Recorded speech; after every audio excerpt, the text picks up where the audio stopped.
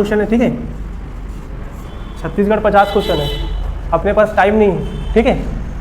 तो छत्तीसगढ़ पूरा पढ़ना है। इसके अलावा ना जैसे कम समय पढ़ना है तो फिजिक्स और केमिस्ट्री और इन्वायरमेंट, ठीक है, ये 3 सब्जेक्ट में लगभग 10 क्वेश्चन आएगा फिर, ठीक है, 10 क्वेश्चन। ये करंट अफेयर पढ़ेंगे तो उसमें भी लगभग करंट अफेयर जो है इंडिया का और छत्तीसगढ़ का दोनों मिला के लगभग 10 क्वेश्चन आ गया। पिछले बार तो नहीं आया था लेकिन इस बार आ गया, तो ठीक है, लगभग 5-5 क्वेश्चन दोनों में आना चाहिए। तो कितना क्वेश्चन हो गया, 50 2 70, ठीक है। और जैसे फिर भारत का जो संविधान है और भारत का इतिहास है, ठीक है, उसको ऊपर ऊपर पढ़ना है, ज़्यादा पढ़ने से फायदा ही नहीं है, समय नहीं है, ठीक है। तो अपन ना यहाँ से चालू करेंगे, छत्तीसगढ़ का पूरा चालू करते हैं, छत्तीसगढ़ पहले पढ़ेंगे, उसके बाद नेक्स्ट सेशन चालू करेंगे, ठीक है। तो आज हम लोग चालू करेंगे छत्तीसगढ़ का भूगोल, एकदम शुरुआत से पढ़ रहे हैं ना, ठीक है। उसके अलावा आपको कुछ नहीं पढ़ना, फिर दूसरा सब्जेक्ट और दूसरे टीचर लोग पढ़ाएंगे, ठीक है। तो आज हेडिंग डालोगे आप लोग छत्तीसगढ़ का भूगोल, छत्तीसगढ़ का भूगोल पढ़ना है।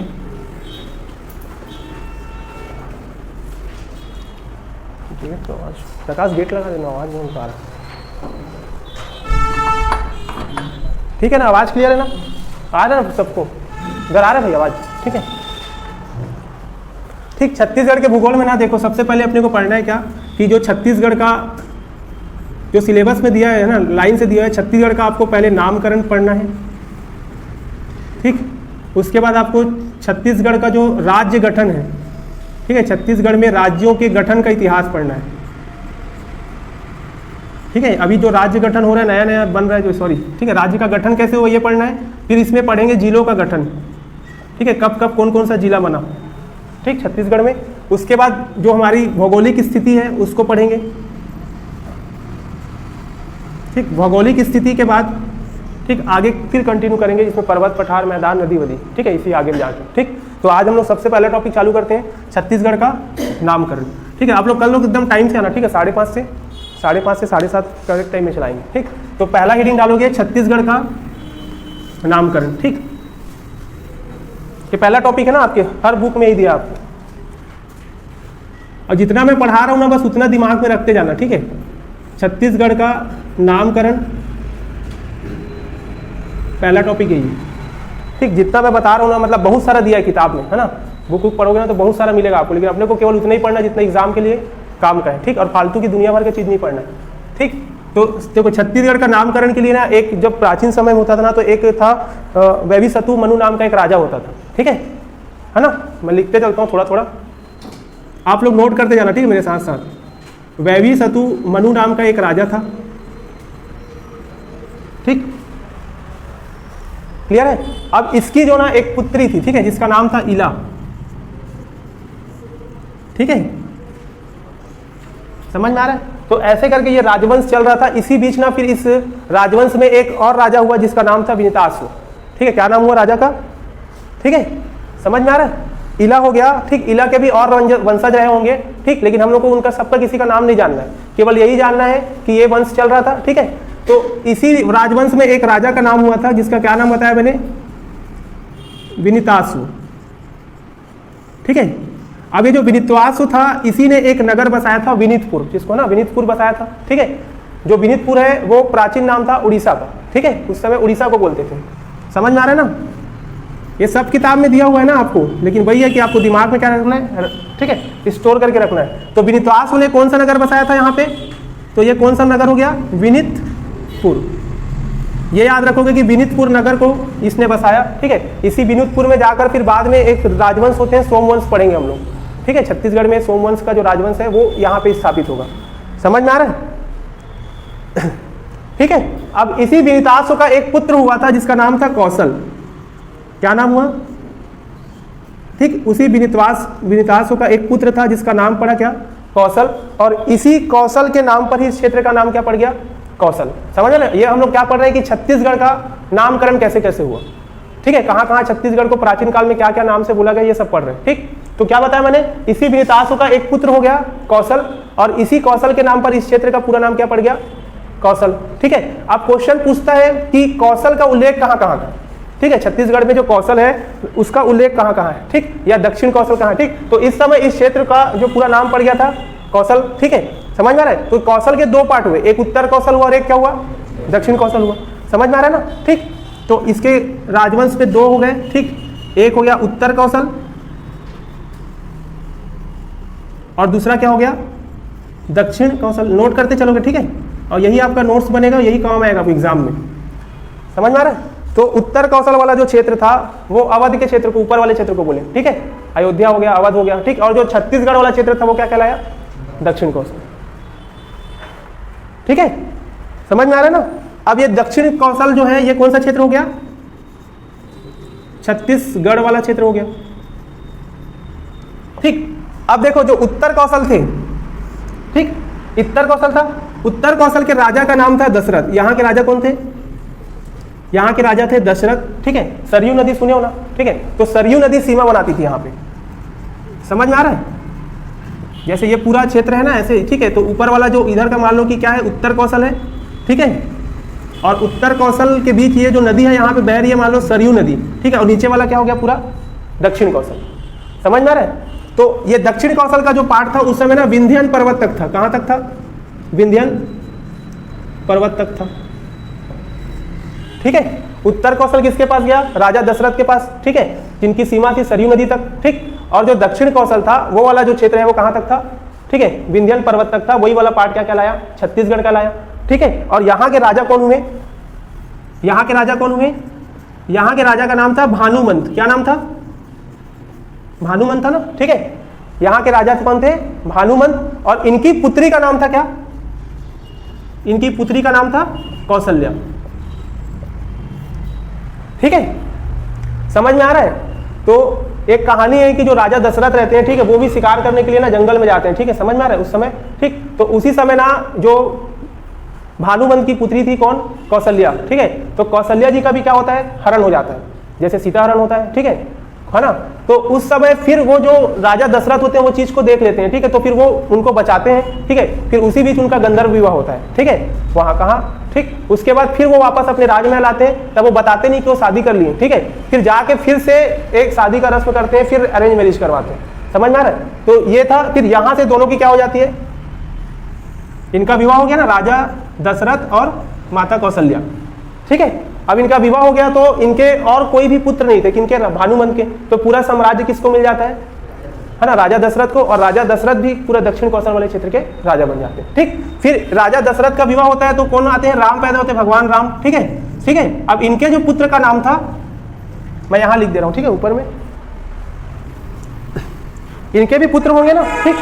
भगवान राम के 2 पुत्र हुए, ठीक। एक का नाम क्या था, लव, और दूसरे का क्या नाम था, कुश, ठीक है। तो लव ने अपनी राजधानी किसको बनाई थी, श्रावस्ती को, ठीक है। और कुश जो राजधानी किसको बनाते हैं, कुशस्थली। इनकी राजधानी कुशस्थली थी और इनकी श्रावस्ती थी, समझ में आ रहा है। अब जो श्रावस्ती थी ये आपका ऊपर वाला क्षेत्र है, जो उत्तर कौशल वाला क्षेत्र है, ठीक है, वो किसके पास आ गया, लव के पास। और कुशस्थली वाला क्षेत्र किसके पास आता है, कुश के पास। लेकिन बाद में ये भी है ना, यहाँ से कहाँ चले जाते हैं, अयोध्या चले जाते हैं, समझ में आ रहा है, ठीक। आया ना कहानी क्या चल रहा है, ठीक। अब ये जो पूछता है कि लव और कुश की जन्मस्थली कहाँ है, कभी कभी पूछ देता है, ठीक है। तो लव और कुश की जो जन्मस्थली है वो तुरतुरिया में, कहाँ है, तुरतुरिया में। अब जो तुरतुरिया है ना ये कहाँ पड़ता है, तो तुरतुरिया आपका पड़ता है कहाँ, बलौदा बाजार जिला में, ठीक है। बलौदा बाजार और महासमुंद के सीमा पे है, लेकिन आपको आंसर बलौदा बाजार लेना इसका, ठीक है। कई तो बुक में पढ़ोगे तो आपको क्या मिलेगा, ठीक है, कई तो बुक में आपको क्या मिलेगा कि जो महासमुंद लिखा होगा, ठीक है, वो पुराना डेटा है, तो आप लोग इसको सुधार करोगे क्या, बलौदा बाजार। अब समझ में आया, ठीक है, ये समझ में आया ना कहानी। जो कौशल था उसी के नाम पे उत्तर कौशल हुआ, फिर बता क्या, दक्षिण कौशल। उत्तर कौशल के राजा दशरथ हुए और दक्षिण कौशल के राजा, ठीक है, कौन हुए, भानुमंत हुए। और भानुमंत की पुत्री थी कौशल्या और उनका विवाह होता है, ठीक है, दशरथ से। तो फिर राम होते हैं, फिर राम के जो पुत्र हैं लव और कुश, पहले वाले को लव को मिलेगा श्रावस्ती और इनको मिलता है कुशस्थली। बाद में ये भी क्या हो गए, अयोध्या चले गए, ठीक है। अब क्वेश्चन आता है कि जो दक्षिण कौशल है, ठीक है ना, ये प्राचीन नाम हो गया ना छत्तीसगढ़ में, तो रामायण काल में क्या बोलते थे इस क्षेत्र को, दक्षिण कौशल, ठीक। तो अब पूछता है कि दक्षिण कौशल जो है उल्लेख और कहाँ कहाँ है, ठीक है, समझ में ना, छत्तीसगढ़ के जो प्राचीन इतिहास है उसमें और कहाँ कहाँ पे दक्षिण कौशल का उल्लेख है, ठीक। आ गया समझ में ना, आ रहा है ना यहाँ तक, ठीक। अब देखो, अब हेडिंग डालोगे कि दक्षिण कौशल का नाम कहाँ कहाँ उल्लेख है, ठीक है। तो हेडिंग डालोगे दक्षिण कौशल, ठीक। अब देखो दक्षिण कौशल आप लोग अभी पूरा पढ़े नहीं हो इसलिए कुछ कुछ चीज़ें स्किप हो जाएगी, ठीक है। जब लेकिन पूरा पढ़ लोगे तो आप लोग को पूरा चीज़ क्या हो जाएगा, कंपाइल हो जाएगा, समझ में आ जाएगा, ठीक है। तो दक्षिण कौशल का उल्लेख, ठीक, एक कलचुरी शासक था जाजल्य देव, है ना। आप लोग पढ़ोगे छत्तीसगढ़ का जो राजवंश पढ़ोगे ना, तब आपको मिलेगा कलचुरी शासक। पढ़ोगे पहले कभी और छत्तीसगढ़ नहीं पढ़े हो ना, ठीक, पहली बार पढ़ो, ठीक, धीरे धीरे पढ़ोगे ना तो चीज़ें क्या हो जाएगी, समझ में आएगी, ठीक। तो एक कलचुरी वंश का शासक था, एक, है ना। अभी कलचुरी वंश पढ़ेंगे हम लोग इसके बाद, तो आप लोग केवल अभी जान लो कि कलचुरी वंश का जो शासक था, क्या नाम बताया मैं उसका, जाजल्य देव, ठीक है। ये जो जाजल्य देव था इसका एक अभिलेख था, ठीक है। क्या अभिलेख था उसका, रतनपुर अभिलेख, ठीक है। कौन सा अभिलेख था, रतनपुर अभिलेख, ठीक। तो क्वेश्चन पूछता है कि दक्षिण कौशल शब्द का उल्लेख कहां किया गया है छत्तीसगढ़ के लिए, तो कलचुरी वंश का शासक जाजल्य देव और जाजल्य देव के रतनपुर अभिलेख में इस क्षेत्र को दक्षिण कौशल कहा गया। आ गया समझ में, ठीक है ना। कलचुरी वंश का शासक कौन था, जाजल्य देव, और जाजल्य देव के ही रतनपुर अभिलेख में क्या बोलते हैं इसको, है ना, दक्षिण कौशल का उल्लेख है, ठीक। इसके बाद एक और था आपका सोमेश्वर देव, ठीक है। छिंदक नागवंशी का जो राजा था, छिंदक नागवंशी राजा सोमेश्वर देव, क्या नाम है, सोमेश्वर देव, ठीक है। ये भी पढ़ोगे आप, फणी नागवंश, छिंदक नागवंश आगे जाके, ठीक। तो इसका भी एक अभिलेख है, क्या अभिलेख है, कुरुसपाल, ठीक है। कौन सा अभिलेख है, कुरुसपाल अभिलेख। अब देखो दो चीज में पता चल गया ना अपने को, ठीक है। क्या क्या पता चला, ठीक, कि जाजल्य देव के रतनपुर अभिलेख में दक्षिण कौशल का उल्लेख है, और दूसरा बोला है कि छिंदक नागवंशी राजा सोमेश्वर देव के, ठीक है, कुरुसपाल अभिलेख में भी किसका उल्लेख है, इसका दक्षिण कौशल का, ठीक है। आगे समझ में, ठीक, आया ना समझ में। क्वेश्चन कैसे पूछेगा कि छत्तीसगढ़ को दक्षिण कौशल कहाँ कहाँ कहा गया है, ठीक है, कहाँ कहाँ बताया गया, तो आपको बताना है कि रतनपुर के जो अभिलेख है जाजल्य देव का उसमें उल्लेख है दक्षिण कौशल, फिर बोला कि छिंदक नागवंशी राजा सोमेश्वर देव के कुरुसपाल अभिलेख में दक्षिण कौशल बताया गया। इसके अलावा एक कवि था, ठीक है। अब जो कवि था वो लिखेगा साहित्य, ठीक है, तो एक साहित्य में भी उल्लेख किया गया दक्षिण कौशल, ठीक है। उस कवि का नाम था, उसका नाम था आपका, क्या नाम था, गंगाधर मिश्र, ठीक है। क्या नाम था उसका, गंगाधर मिश्र, ठीक है। अब ये जो गंगाधर मिश्र है ना, ठीक, इन्होंने एक महाकाव्य लिखा था कौशलानंदन, ठीक है, कौशलानंद। गंगाधर मिश्र का एक महाकाव्य है जिसको बोलते हैं क्या, कौशलानंद। अब इस कौशलानंद में इन्होंने क्या किया है, दक्षिण कौशल शब्द का उल्लेख किया, समझ में आ रहा है। तो तीन जगह याद रखोगे, और भी बहुत सारे चीजें जहां पे उल्लेख होगा, लेकिन बेसिकली पेपर में यहीं से क्वेश्चन पूछेगा जो अपने को एकदम हाईलाइट पॉइंट, ठीक है। पहला पॉइंट याद रखोगे कि जाजल्य देव के रतनपुर अभिलेख में, दूसरा याद रखोगे कि छिंदक नागवंशी राजा सोमेश्वर देव के कुरुसपाल में, और तीसरा याद रखोगे गंगाधर मिश्र ने अपने महाकाव्य कौशलानंद में दक्षिण कौशल शब्द का क्या किया है, उल्लेख किया है, ठीक है। 3 पॉइंट हो गए ना, ठीक, ये 3 पॉइंट याद रखोगे इसमें।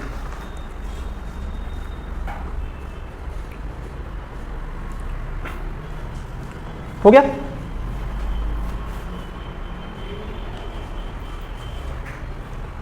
हो गया नोट, ठीक। आगे बढ़ूं, ठीक। अब देखो ये कौशल हो गया, अब इसके बाद पूछता है कि दक्षिण कौशल हो गया, अब पूछेगा कि कौशल शब्द कहां कहां बोला गया, मतलब छत्तीसगढ़ को प्राचीन समय में कौशल, ठीक है, कौशल कहां कहां बोला गया, ठीक। तो अब हेडिंग डालोगे कौशल, ठीक है, कौशल कहां कहां बोला गया है, तो कौशल के लिए आप हेडिंग डालोगे, ठीक। अब देखो इसमें भी 3 चीज पढ़ने, इसको भी मैं 3 पॉइंट में डिवाइड कर लेता हूं, ठीक है, कि 3 चीज कौन कौन से होंगे, ठीक है। तो एक तो आप सुने होंगे रघु, कालिदास का नाम सुने हो ना, ठीक। कालिदास की एक कृति है जिसको बोलते हैं रघुवंशम, ठीक है। कौन लिखा है रघुवंशम को, कालिदास। अब एक कालिदास ने रघुवंशम में बताया है, ठीक है, कि जो ये पूरा क्षेत्र था, एक तो उत्तर कौशल का उसने उल्लेख किया था, और कौशल की जगह उसने दक्षिण कौशल की जगह वो केवल कौशल लिखता है, ठीक है। तो उत्तर कौशल को ना इसने अवध वाला क्षेत्र बताया कि जो अवध है वो कौन सा क्षेत्र है, उत्तर कौशल, और जो केवल कौशल था वो कौन सा होगा, वो कौन सा होगा, वो छत्तीसगढ़ होगा। समझ में आ रहा है। तो इससे पता चलता है कि जो कौशल शब्द का प्रयोग कौन किया था, ठीक है, कालिदास ने अपने रघुवंशम में किया। पास तो नहीं हो रहा ना, ठीक है। तो कालिदास ने अपने रघुवंशम में छत्तीसगढ़ को क्या बताया है, कौशल बताया है, ठीक। इसके अलावा अन्य और भी कवि थे या साहित्यकार थे जिन्होंने छत्तीसगढ़ को कौशल शब्द दिया है, समझ में आ रहा है। तो एक तो हमको यह पता चल गया यहां से कौन कौन बोला था, कालिदास ने बोला है ना, कालिदास ने भी बोला कि कौशल है। इसके अलावा और भी है जिसका नाम है पाणिनि, ठीक है, पाणिनि सुने होंगे, ठीक है। अभी आगे धीरे धीरे पढ़ोगे तो कनेक्ट होते जाएगा, ठीक है। पहले क्लास में तो कनेक्ट नहीं होगा, धीरे धीरे पढ़ोगे, 2-4 महीना बीतेगा तब समझ में आएगा कौन पाणिनि है कौन क्या है, ठीक है। समझ में आ रहा है ना, अभी समझ में आ रहा है ना कौन कौन बोला, कालिदास बोला, पाणिनि बोला, ठीक है, और वाल्मीकि, महर्षि वाल्मीकि भी बोले, ठीक है। इसके अलावा और कौन था, ठीक है, एक नाम और था प्रहलाद दुबे, ठीक है, ये याद रखोगी प्रहलाद दुबे का नाम। प्रहलाद दुबे ने अपना एक खंड काव्य लिखा था, उसमें बताया है, ठीक है, कि ये छत्तीसगढ़ का जो क्षेत्र है वो कौशल के नाम से जाना जाता था, ठीक है। समझ में आ रहा है, तो ये याद रखोगे कि कालिदास हो गया, पाणिनि हो गया, वाल्मीकि हो गया और प्रहलाद दुबे हो, ये लोग ने छत्तीसगढ़ को कौशल बोला है। समझ में आ रहा है। जबकि अभी जो पढ़ रहे थे उसमें मैंने बताया था दक्षिण कौशल बोला है, ठीक, जिसका मैं अपने पढ़े थे रतनपुर अभिलेख में दक्षिण कौशल है, कुरुसपाल अभिलेख में दक्षिण कौशल है, इसके अलावा गंगाधर मिश्र का कौशलानंदन में भी दक्षिण कौशल का उल्लेख, ठीक। लेकिन अब जो है रघुवंशम का क्या बोला है, ठीक, इसमें कौशल बताया है, ठीक। एक पॉइंट आपको ये मिलेगा। फिर दूसरा पॉइंट ये मिलेगा कि जो हरिसेन है, हरिसेन के प्रयाग प्रशस्ति में, ठीक है, जब आप लोग वो पढ़ोगे ना गुप्त काल पढ़ोगे उसमें जी मैडम खंड काव्य लिखे, महाकाव्य होता है, कई तो काव्य है, ठीक है। आगे जब हिंदी पढ़ोगे ना, ठीक है, तो इन्होंने खंड काव्य लिखा है, ठीक, तब समझ में आएगा। ये समझ में आया, ठीक। हरिसेन के प्रयाग प्रशस्ति, ठीक, जो हरिसेन था जो राजा है ना, कौन था, समुद्रगुप्त। आप लोग पढ़ोगे गुप्त वंश जिसमें आप समुद्रगुप्त के बारे में पढ़ोगे, ठीक। तो समुद्रगुप्त के प्रयाग प्रशस्ति में, ठीक है, इसका जो छत्तीसगढ़ का उल्लेख है वो किस रूप में है, कौशल के रूप में। समझ में आ रहा है, कौशल के रूप में बताया गया है। और ये जो प्रयाग प्रशस्ति है ये भी पूछा है कि कहाँ लिखा गया है, ठीक है, तो इसको लिखा गया है इलाहाबाद के किला में। ये पूछता है ना पेपर में कि प्रयाग प्रशस्ति कहाँ लिखा गया, तो याद रखोगे कि इसको इलाहाबाद के किला में लिखे, ठीक है। और इसी जो प्रयाग प्रशस्ति है इसी में छत्तीसगढ़ का क्या नाम उल्लेख किया गया है, कौशल। छत्तीसगढ़ को कौशल के नाम से इसका उल्लेख किया गया है, ठीक। अब यहां तक हो गया, ठीक, समझ में आ रहा है। तो ये क्या हुआ था कि जब ये समुद्रगुप्त था इस समय, तो उसने ना बहुत सारे राजाओं को पराजित किया था, ठीक है, बहुत सारे युद्ध की नीति चालू किया था, ठीक। तो उनमें से एक था दक्षिणापद विजय, समझ में आ रहा है, जिसमें उन्होंने टोटल दक्षिण भारत के जो दक्षिण के क्षेत्र थे ना, ठीक है, तो दक्षिण के क्षेत्र में ना टोटल 12 राज्यों को हराया था, ठीक है, टोटल 12 राजाओं को हराया था, जिनमें से 2 राजाओं का उल्लेख छत्तीसगढ़ का, ठीक है, जिनमें से एक राजा थे महेंद्र सेन, ठीक है, जिसको कौशल का राजा बताया गया, और दूसरा जो राजा था व्यागराज, उसको नलवंशी शासक बताया, जो बस्तर का राजा था, दंडकारण्य के क्षेत्र, ठीक है। तो 2 राजाओं का उल्लेख है, यहीं पे बना लेना, ठीक है, डायग्राम बना लो यहीं पे, यहाँ पे लिख लेना कि जो कौशल राजा था, क्या बताया मैं उसका नाम, महेंद्र सेन, है ना। अभी आगे पढ़ेंगे हम लोग जब उसमें पूरा पढ़ेंगे, ठीक है, समझ में आ रहा है। तो पहले तो ये याद रखो कि कितने राजाओं को हराने का उल्लेख है, तो 2 राजाओं का उल्लेख है, और एक बस्तर के क्षेत्र में क्या बताया मैंने, व्यागराज, ठीक है। अभी जब गुप्त वंश पढ़ेंगे ना तब इसको पूरा पढ़ेंगे, ठीक। तो यही कौशल का जो संबंध है वो बताने के लिए इसको बता रहा हूं, ठीक है, ठीक। बहुत सारी नीति अपनाता, तो ये ग्रहण मोक्षा अनुग्रह की नीति थी, ठीक है, जिसमें वो क्या करता था, उस क्षेत्र को जीत लेता था, ठीक है, फिर उस क्षेत्र को उनको वापस कर देता था और उनसे टैक्स वसूलता था, ठीक है। कुछ नीतियां ऐसी बनाया कि वो क्षेत्र को जीत लेता था और वहां पे उनकी राजाओं की बेटियों से क्या कर लेता था, शादी कर लेता था, वैवाहिक संबंध को कन्योपायन की नीति बोलते हैं, ठीक है। तो अलग अलग क्षेत्र के लिए उसने अलग अलग नीतियां बनाई। तो दक्षिण भारत को जीतने के लिए इसने ग्रहण मोक्षा अनुग्रह की नीति अपनाई थी, जिसमें वो जीतता था, जीतने के बाद उस क्षेत्र को, ठीक है, उन्हीं शासकों को फिर वापस करके उनसे क्या वसूलता था, राजस्व वसूलता था, टैक्स, ठीक है। समझ में आ रहा है, ये क्लियर है। तो कौशल का उल्लेख कहां कहां पूछेगा, तो रघुवंश के कालिदास में, है ना, कालिदास के रघुवंशम में, और हरिसेन के प्रयाग प्रशस्ति में, ठीक है। अब इससे क्या पता चला कि हरिसेन का जो प्रयाग प्रशस्ति वो गुप्त काल का था, ठीक है, समझ में आ रहा है। तो ये मान के चलते हैं कि गुप्तकालीन जो भारत में, ठीक है, छत्तीसगढ़ को कौशल के नाम से जाना जाता रहा होगा, है ना, इससे पता चलता है कि नहीं चलता, ठीक है। तो ये चीज क्लियर रखोगे, ठीक है। तो मतलब छत्तीसगढ़ में गुप्तों की अधीनता थी, ये आपको यहां से क्लियर हो गया, ठीक है। गुप्तों की अधीनता में रहा होगा, अगर कभी क्वेश्चन पूछ देता है तो आपको ये बताना है, ठीक है। ये हो गया आपका, दो चीज मैंने बता दिया, एक तो मैंने दक्षिण कौशल बताया है, ठीक है, दूसरा क्या बताया, कौशल बताया। अब तीसरा जो नाम का उल्लेख होता है वो होता है महाकौशल, ठीक है, कि छत्तीसगढ़ जो का उल्लेख है महाकौशल के नाम से कहां कहां किया गया, ठीक है। ये हो गया, समझ में आया ना, ठीक। मिटा दो इसको।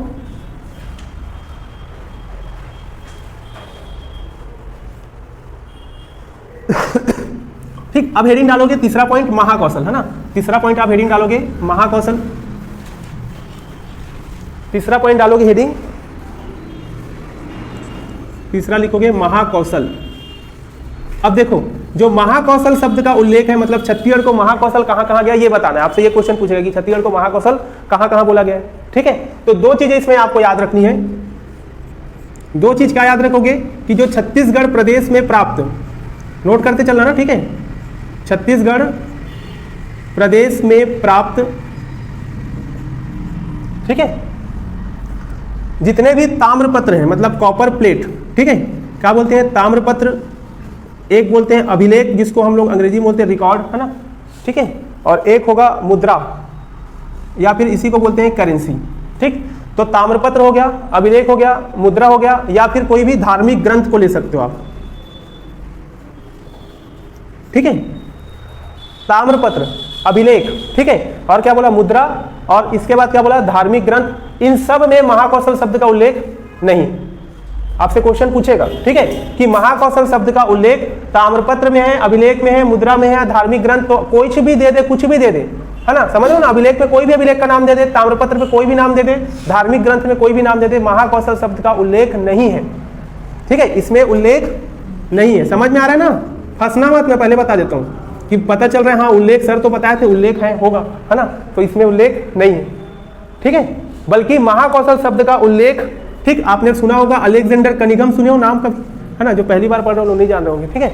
अलेक्जेंडर जो कनिगम थे वो पूरा तत्ववेता थे, ठीक है, जो पूरा खोज वोज करते थे सब जगह का, ठीक है।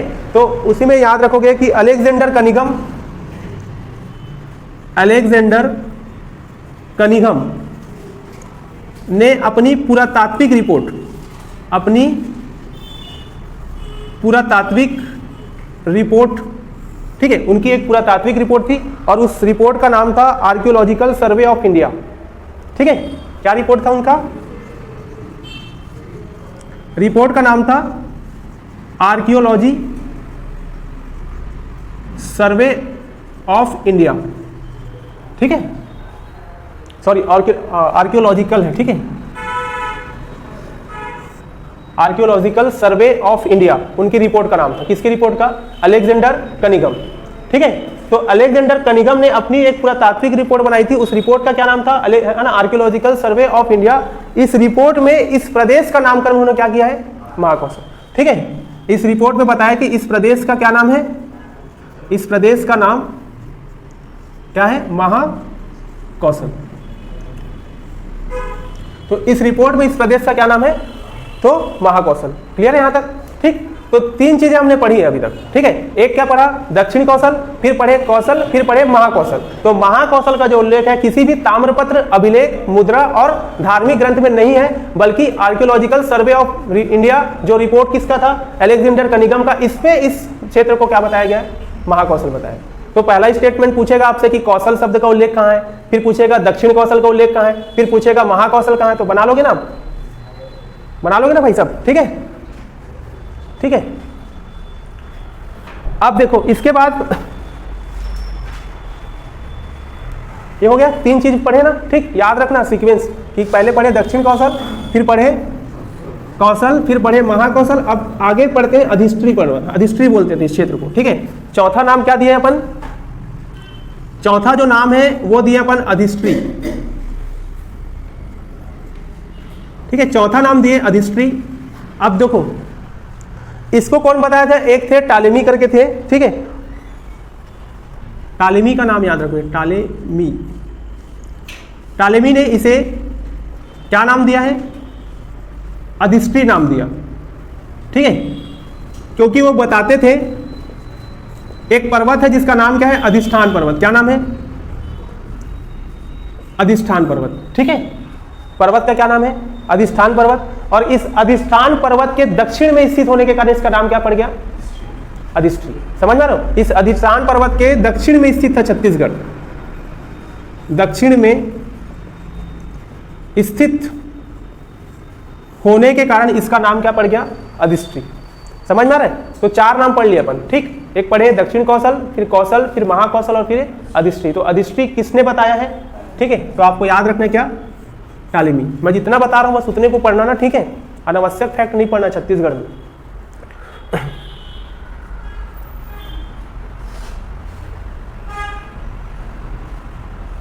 ठीक, इसके बाद पांचवा नाम लिखोगे चेदिसगढ़। पांचवा नाम लिखोगे आप लोग चेदिसगढ़। क्या नाम बताया मैंने? चेदिसगढ़। अब जो देखो चेदिसगढ़ के बारे में ये है, ठीक, कि छत्तीसगढ़ को चेदिसगढ़ किसने बोला? ठीक है, तो एक थे राय बहादुर हीरालाल। क्या नाम था उसका? राय बहादुर हीरालाल। ठीक है, राय बहादुर हीरालाल। ठीक, इन्होंने बोला कि प्राचीन समय में इस क्षेत्र में चेदिस वंशी जो राजा थे, चेदी एक राजवंश था, उस वंश के राजवंशों ने क्या किया, यहाँ पे राज किया हो। ठीक है, उसके आधार पर इसका नाम पड़ा चेदिसगढ़, और फिर उस चेदिसगढ़ का बिगड़ा ही हुआ रूप क्या कहलाया? छत्तीसगढ़। समझ में आ रहा है ना? तो इनका क्या मानना था कि यहाँ पे चेदी राजवंशी राजाओं ने क्या किया है? शासन किया। ठीक है, इसलिए ये क्षेत्र क्या कहलाया? चेदिसगढ़। और इस चेदिसगढ़ का जो बिगड़ा हुआ रूप है वही क्या कहलाएगा? छत्तीसगढ़ कहलाएगा। ठीक है, ये 5 चीजें बहुत इंपॉर्टेंट है। ठीक, अभी तक तो फिलहाल पेपर में कभी क्वेश्चन आया नहीं है यहाँ से। ठीक है, लेकिन हो सकता है कि आगे पूछ दे। जिस हिसाब से पेपर आने लगा तो आपको पूरा स्टेटमेंट वाइज ही पढ़ना है ना, पूरा हर चीज को स्टेटमेंट के हिसाब से ढालना है। ठीक है, यहाँ तक तो देखो ये हो गया, 5 चीज पढ़ लिया अपन। क्या क्या पढ़े? पहले पढ़े दक्षिण कौशल, फिर पढ़े कौशल, ठीक है, फिर महाकौशल, फिर अधिष्ठी, फिर उसके बाद छत्तीसगढ़। ठीक है, अब आगे इसके आगे क्या है? ठीक है, अब इसके आगे यह पढ़ना है कि छत्तीसगढ़ को छत्तीसगढ़ कहाँ कहाँ बोला गया। समझ में? छत्तीसगढ़ को छत्तीसगढ़ शब्द नाम से कहाँ कहाँ उल्लेख किया गया है, तो ये बहुत इंपॉर्टेंट है। ठीक है, अब इसके आगे करोगे कंटिन्यू, है ना? इसके आगे आप लोग हेडिंग डाल लेना कि छत्तीसगढ़ को छत्तीसगढ़ के नाम से कहां कहां उल्लेख है। ठीक है, समझ ना? छत्तीसगढ़ को छत्तीसगढ़ के नाम से कहां कहां पे उल्लेख किया गया है। तो इसके लिए 3 चीजें आपको एकदम कंपलसरी याद रखना है कि 3 जगह पर इसका उल्लेख होगा। ठीक है, 3 जगह कौन कौन सा होगा? ठीक है, समझ में आ रहा है? अपने को ऐसे सीधा सीधा पढ़ना है। ठीक, ज्यादा इधर उधर करोगे तो फिर आपको चीजें याद नहीं होगी और फिर भटक जाओगे रास्ता ना, फिर समझ रहे? तो अपने को बस पढ़ना है, पास होना है। पास होने के लिए, पढ़ने के लिए आपको इतना काफी है। तो 3 चीजें याद रखनी है। एक तो पहला याद रखोगे साहित्य में। पहला क्या होगा? साहित्य में। ठीक है, मतलब छत्तीसगढ़ को छत्तीसगढ़ नाम से कहाँ उल्लेख किया गया है, तो एक हम पढ़ेंगे कि साहित्य में। अब कौन कौन से साहित्य में वो देखेंगे। ठीक, दूसरा उल्लेख है किंवदंती। किंवदंती मतलब क्या होता है? लीजेंड, जो मतलब समझते हो ना, एक पीढ़ी से दूसरे पीढ़ी जो अनुश्रुति होती है, सुना सुना के लोगों को बताते हैं कहानी टाइप से, है ना, तो वो चीज है किंवदंती। समझ में आ रहा है? कि बताते ना जो पुराने पीढ़ी के लोग, ठीक है, कि इस पीढ़ी में क्या हुआ था, कौन राजा थे, आपको रामायण की कहानी सुनाते थे, वो सब क्या है? वही है आपका लीजेंड। ठीक है, किंवदंती, जिसमें आपको तो वो जानना है। ठीक, फिर तीसरा यह है कि गढ़ों के आधार पर। किस आधार पर? गढ़ों के आधार पर। ये 3 पॉइंट आपको बनाने हैं। ठीक है, जिसमें मैंने बताया कि साहित्य में उल्लेख है, एक तो किंवदंती में उल्लेख है, और एक गढ़ के आधार पर छत्तीसगढ़ का छत्तीसगढ़ नाम से उल्लेख है। ठीक, तो अब साहित्य में कौन कौन सा साहित्य है? ठीक है, ये इंपॉर्टेंट है ना बहुत। ठीक है, तो 3 साहित्य में उल्लेख है, तो तीनों को आप लिखेंगे। ठीक है, और मैं जैसे नोट्स बनाता हूँ ना, ऐसे ही आप लोग भी बनाते चलो। ठीक है, फ्लो डायग्राम वाला, ताकि रिवीजन होते जाए, फटाफट रिवीजन होगा ना पेपर में। ठीक है, 2-3 घंटे में खत्म हो जाता है फिर छत्तीसगढ़। तो साहित्य में कि छत्तीसगढ़ नाम का जो प्रथम प्रयोग है। ठीक है, छत्तीसगढ़ नाम का प्रथम प्रयोग। ठीक है, मतलब पहली बार छत्तीसगढ़ को छत्तीसगढ़ नाम से कहां पे प्रयोग किया गया? समझ में आ रहा है कि छत्तीसगढ़ को छत्तीसगढ़ नाम का पहला प्रयोग कहां किया गया? तो उस समय खैरागढ़ के राजा थे, खैरागढ़ के राजा जिनका नाम था लक्ष्मी निधि। क्या नाम था?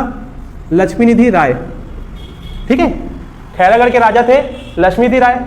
अब इस लक्ष्मी निधि राय के जो एक कवि थे, दरबारी कवि, मतलब दरबार में क्या होते थे? कवि होते थे। उन कवि का नाम था दलराम राव, या दलराम राव ही नाम है, या दलपत राव कहीं लिखे रहता है। ठीक है, तो दलराम राव नाम था उनका। क्या नाम था? ठीक है, दलराम राव है, दलपत राव। ठीक है, दलपत लिखोगे आप लोग। ठीक है, दलपत राव। ठीक, तो खैरागढ़ के जो राजा थे लक्ष्मीधि राय, उनके जो कवि थे दलपत राव। ठीक है, उन्होंने छत्तीसगढ़ शब्द का प्रथम बार क्या किया है? साहित्य में प्रयोग किया है ना। और डेट पूछता है कि कब किया था, तो आपको डेट पता होना थी कि 1494 में किया। कब किया? 1494 में। ये आपसे डायरेक्ट क्वेश्चन पूछेगा, ठीक है। समझ में आ रहा है कि छत्तीसगढ़ नाम का प्रथम प्रयोग कहाँ किया गया है, ठीक। तो आपको बताना है कि खैरागढ़ के जो राजा थे लक्ष्मी दी, उनका दरबारी कवि कौन था? दलपत राव। तो कब किया पूछेंगे तो आपको बताना है 1494, ठीक है। एक कविता टाइप से लिखा हुआ है, ठीक है, उसको अपन नहीं पढ़ेंगे, अपने को बस इतना का काम है, समझ रहे। फालतू की चीजों को नहीं लिखना कॉपी में, इतने में बन जाएगा आपसे क्वेश्चन, ठीक है। तो यहीं तक लिखोगे, नोट्स को एकदम भरना नहीं है, ठीक हो गया।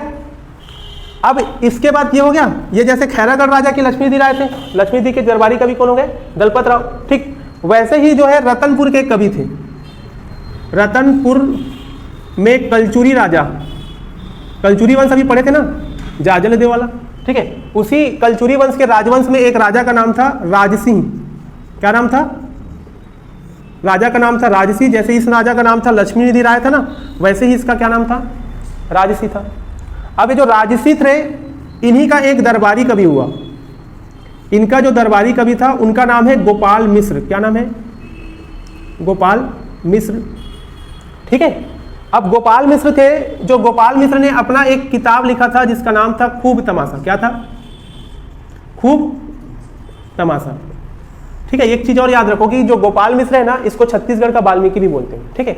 समझ में आ रहा है? तो गोपाल मिश्र ने अपनी किताब खूब तमाशा में क्या किया है, ठीक है, छत्तीसगढ़ शब्द का क्या किया है? उल्लेख किया है। समझ में आ रहा है ना?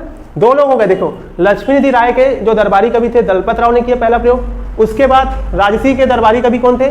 गोपाल मिश्र। गोपाल मिश्र की किताब कौन सी थी? खूब तमाशा। और खूब तमाशा में जब उल्लेख कब किया है तो आप याद रखोगे, किया 1686 में। कब किया है? 1686 में, ठीक है। दो डेट हो गए, एक 1494 में और इन्होंने कब किया था? 1600, ठीक। डायरेक्ट आपसे क्वेश्चन कभी पूछता है कि खूब तमाशा में छत्तीसगढ़ शब्द का उल्लेख कब हुआ है, तो आंसर क्या करोगे? 1686, ठीक है। क्लियर है? अब एक और थे, रतनपुर का इतिहास लिखे थे, उनका नाम था बाबू रेवाराम। क्या नाम था? बाबू रेवाराम, ठीक है। जो बाबू रेवाराम थे, ठीक, ये भी कलचुरी काल में थे, है ना, रतनपुर का इतिहास लिखे। तो इनकी जो किताब थी, मतलब इन्होंने क्या लिखा है? विक्रम विलास।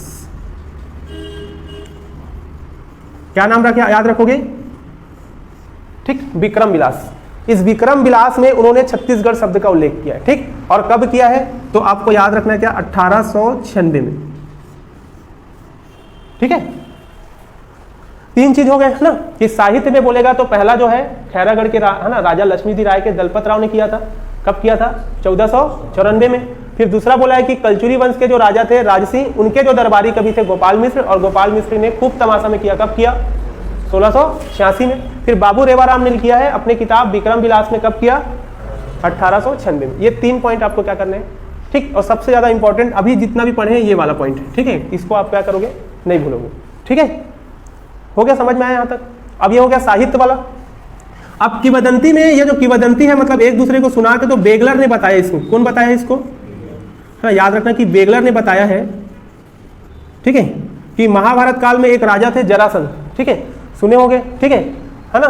जरासंध नामक जो राजा थे, जरासंध नामक राजा थे। अब ये जो राजा थे ये कहाँ के थे? मगध का राजा था, ठीक है। ये राजा कहाँ का था? मगध का, ठीक। तो ये क्या करता है? मथुरा पे आक्रमण करता है। सुने होंगे ना नाम पहले, ठीक है, कभी देखे होंगे महाभारत, ठीक है, उसमें है मगध। तो ये मगध का राजा था और आक्रमण कहाँ कर देता है? ठीक, मथुरा पे, ठीक है, मथुरा पर आक्रमण करता है। अब जो मथुरा पर रहने वाले ना जो 36 परिवार क्या हो जाते हैं? छत्तीसगढ़ में आ जाते हैं, ठीक है। समझ में आ रहा है? मथुरा के जो 36 परिवार थे वो कहाँ आकर बस गए? छत्तीसगढ़ में आकर बस गए। समझ में आ रहा है? अपनी जान बचाने के लिए वहां से भागते हैं और छत्तीसगढ़ में आकर क्या हो जाते हैं? बस जाते हैं, ठीक है। और बाद में यही 36 परिवार पूरा मिलके, समझ में आ रहा है, एक क्या बना लेते हैं? राज्य का निर्माण कर लेते हैं। समझ में आ रहा है? ऐसा कौन बताते हैं? बेगलर, ठीक है। तो ये केवल किंवदंती है ना, ऐसा एकदम सटीक नहीं है, केवल बताया गया कहानी, ठीक है। तो याद रहेगा। तो बेगलर ने बताया कि 36 जो परिवार थे वो आके यहाँ बसे और उन्हीं लोग मिलकर आपस में क्या बना लिए? एक राज्य बना लिए, जिसको क्या बोले? छत्तीसगढ़, ठीक है। क्लियर है? अब गढ़ों के आधार पर बताया है, ठीक है। तो गढ़ों के आधार पर उल्लेख ना कलचुरी काल में था। कौन से काल में था? कलचुरी काल में उल्लेख है, ठीक है, कि शिवनाथ नदी के उत्तर में, ठीक है, समझ में आ रहा है, जैसे ये नदी बह रही है शिवनाथ नदी, ठीक, तो ऊपर जो है 18 गढ़ है और नीचे क्या है 18 गढ़। इस आधार पर भी क्या बोल सकते हैं कि छत्तीसगढ़ का नाम इन 18 36 गढ़ों के आधार पर क्या पड़ गया, छत्तीसगढ़।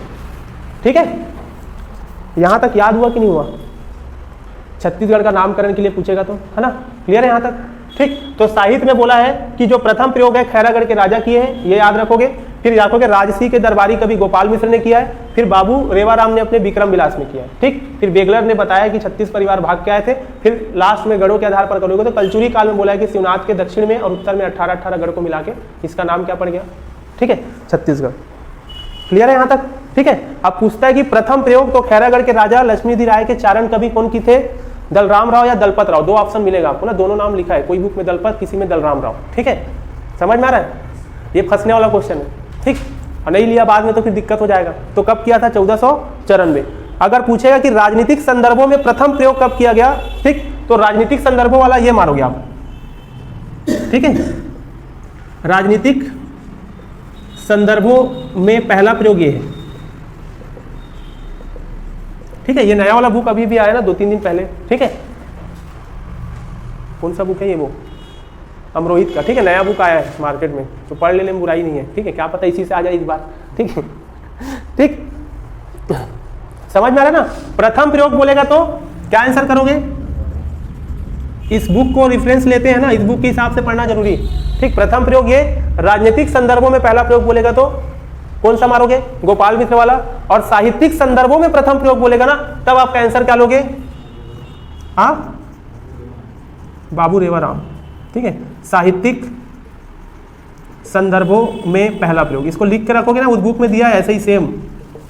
साहित्य में तो उल्लेख है, ठीक है, लेकिन प्रथम प्रयोग बोलेगा तो ये, अगर राजनीतिक संदर्भ में बोल दिया तो ये, और साहित्यिक संदर्भ में बोल दिया तो वो। क्लियर है? ऐसी क्वेश्चन पूछेगा। अब यहां तक समझ में आ गया तो आगे बढ़ते हैं। ठीक, ओके। अब देखो, एक था फिर जेटी ब्लंट, नाम सुने हो ना आप लोग? ठीक है, जो पुराने लोग हैं वो लोग पढ़े होंगे।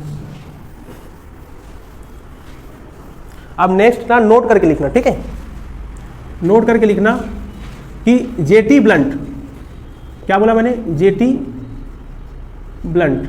ठीक है, ये क्या किया था कि ना बिलास, ये छत्तीसगढ़ में आया था यात्रा करने के लिए।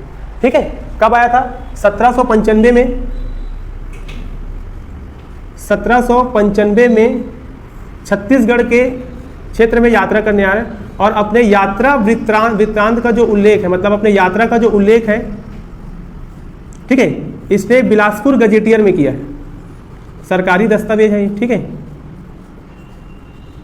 आपसे डायरेक्ट क्वेश्चन पूछेगा कि जेटी ब्लंट ने अपने यात्रा वृत्तांत का उल्लेख कहाँ किया है, तो आंसर क्या करोगे? बिलासपुर गजेटियर में। ठीक है, समझ में आ रहा है? तो ये भी क्वेश्चन पूछता है कि सरकारी रूप से, मतलब इस बिलासपुर गजेटियर में ना इसने इस क्षेत्र का क्या नाम यूज किया था?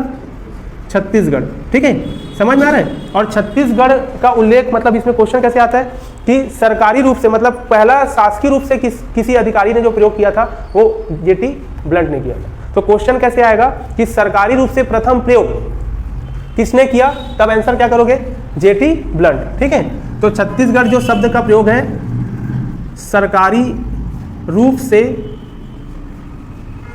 पहली बार किया गया। समझ में आ रहा ना? क्वेश्चन पूछ देगा कि सरकारी रूप से छत्तीसगढ़ का पहला प्रयोग कहाँ किया बोला है, तो आपका आंसर क्या होगा? बिलासपुर गजेटियर में। और किसके बारे में उल्लेख था यहाँ पे? जेटी ब्लंट के यात्रा वृत्तांत। आ गया समझ में? ठीक है, कैसे क्वेश्चन आएगा?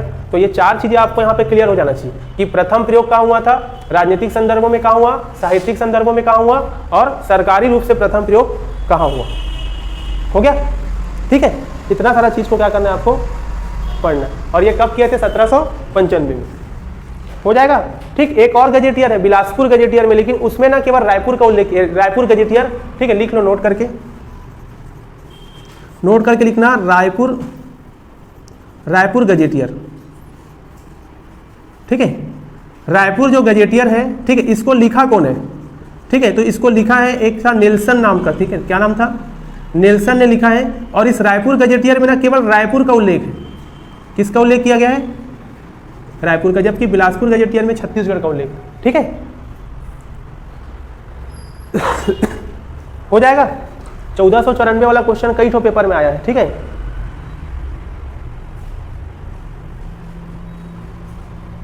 ठीक, 1400 क्या लिखे थे 94। और ये जो डेट है ना गोपाल मिश्र वाला, ठीक है, ये कई जगह डेट ना 1746 लिखा है। ठीक है, समझ में आ रहा है, लेकिन एक्चुअल में गोपाल मिश्र जब राजसी के दरबार में था, वो वाला जो दरबार में था तो वो 1686 के आसपास का है। ठीक है, फिर बिलासपुर गजेटियर हो गया, कैप्टन ब्लंट हो गया, बाबू रेवाराम का 1896। ठीक है, बाकी सब सही है यहाँ तक। ठीक, यहाँ तक समझ में आ गया सबको। ठीक, कितना टाइम हो गया? हाँ, अभी टाइम है ना। ठीक है, आधा घंटा और पढ़ेंगे। ठीक, 6:45 हुआ ना। ठीक, यहाँ तक क्लियर है। तो छत्तीसगढ़ का नामकरण वाले जो ना टॉपिक में आपको इतना पढ़ना है, इसके आगे आपको और नहीं जाना। ठीक, इतने से क्वेश्चन क्या हो जाएगा, बन जाएगा। और पूछा भी है जो, ठीक है, एक और क्या क्या पेपर था, महिला लेखाकार क्या क्या पेपर होता है, उसमें पूछा है, इसमें लिखा हुआ है। अब हेडिंग डालोगे, दूसरा हेडिंग रहेगा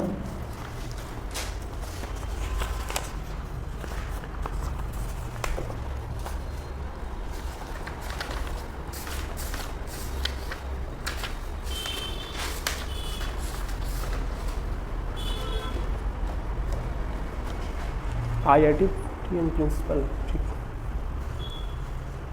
ठीक है, राज्य निर्माण कैसे कैसे हुआ, मतलब छत्तीसगढ़ के राज्य के निर्माण का चरण पढ़ना। ठीक है, समझ में आ रहा है, राज्य निर्माण का चरण। अब हेडिंग करोगे राज्य निर्माण का चरण। ठीक, अब जो राज्य निर्माण का चरण है, ठीक, तो इसको ना अपन 4 चरण में पढ़ेंगे। ठीक है, टोटल पहला, दूसरा, तीसरा और चौथा, 4 चरण में पढ़ना है। ठीक है,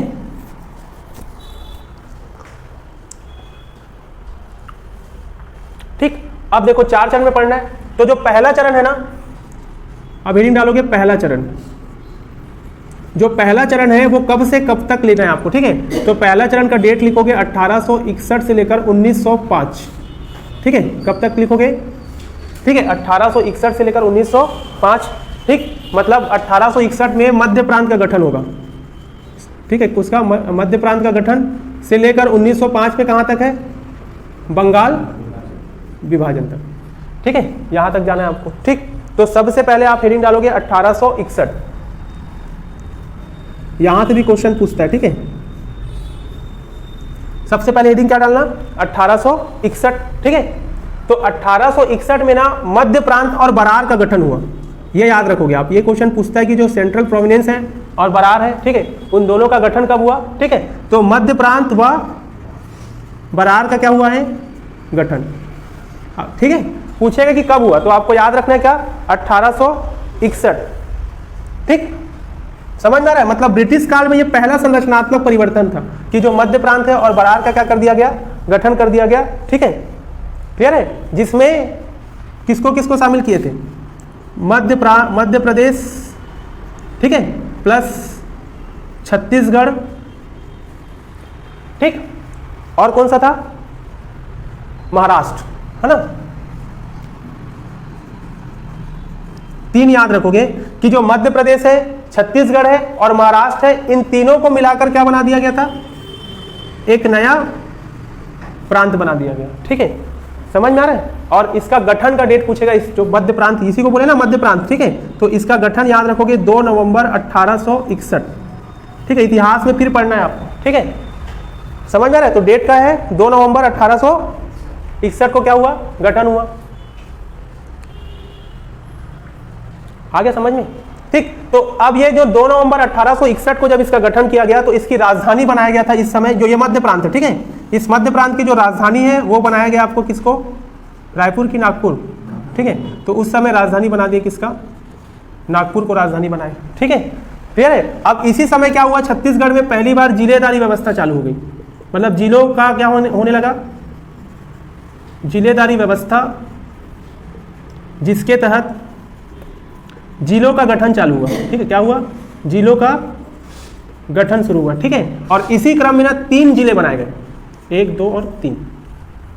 ठीक है, इसी समय क्या हुआ? जिलेदारी व्यवस्था हुई और 3 नए जिले बनाए गए, ठीक है। और 3 नए जिलों में सबसे पहले कौन सा जिला बनेगा, ठीक है। तो इसी समय जो 3 जिलों में शामिल था, पहला बिलासपुर, दूसरा शामिल था रायपुर और तीसरा शामिल था क्या, संबलपुर। समझ में आ रहा है। तो 1861 में जब मध्य प्रांत गठन हुआ, ठीक है, तो छत्तीसगढ़ में इसी समय क्या हुआ, जिलेदारी व्यवस्था चालू हुई। कहाँ हुई है, छत्तीसगढ़ में, ठीक है। और इसी समय 3 जिले बनाए गए, जिसको आपको याद रखना है क्या, बिलासपुर, रायपुर और संबलपुर का गठन किया गया। हो गया, ठीक। क्वेश्चन पूछेगा कि बिलासपुर, रायपुर और संबलपुर जिला कब बना था, तो आपका आंसर क्या होगा, 1861, ठीक है। अब जो दूसरा था, इसके बाद हेडिंग डालोगे 1862। ये तक समझ में आया ना, ये प्री में आ चुका है एक बार, ठीक है, सीजीपीएससी प्री में, कि मध्य प्रांत का गठन किस डेट को हुआ है, ठीक है। समझ में आ रहा है। तो दूसरे कोई भी एग्जाम में पूछ सकता है। अब हेडिंग डालोगे 1862, 1862। अब देखो 1862, ठीक। अब 1862 में क्या हुआ था कि जो मध्य प्रांत है, क्या लिखा मैंने, मध्य प्रांत व बरार का गठन हो गया था ना, ठीक है।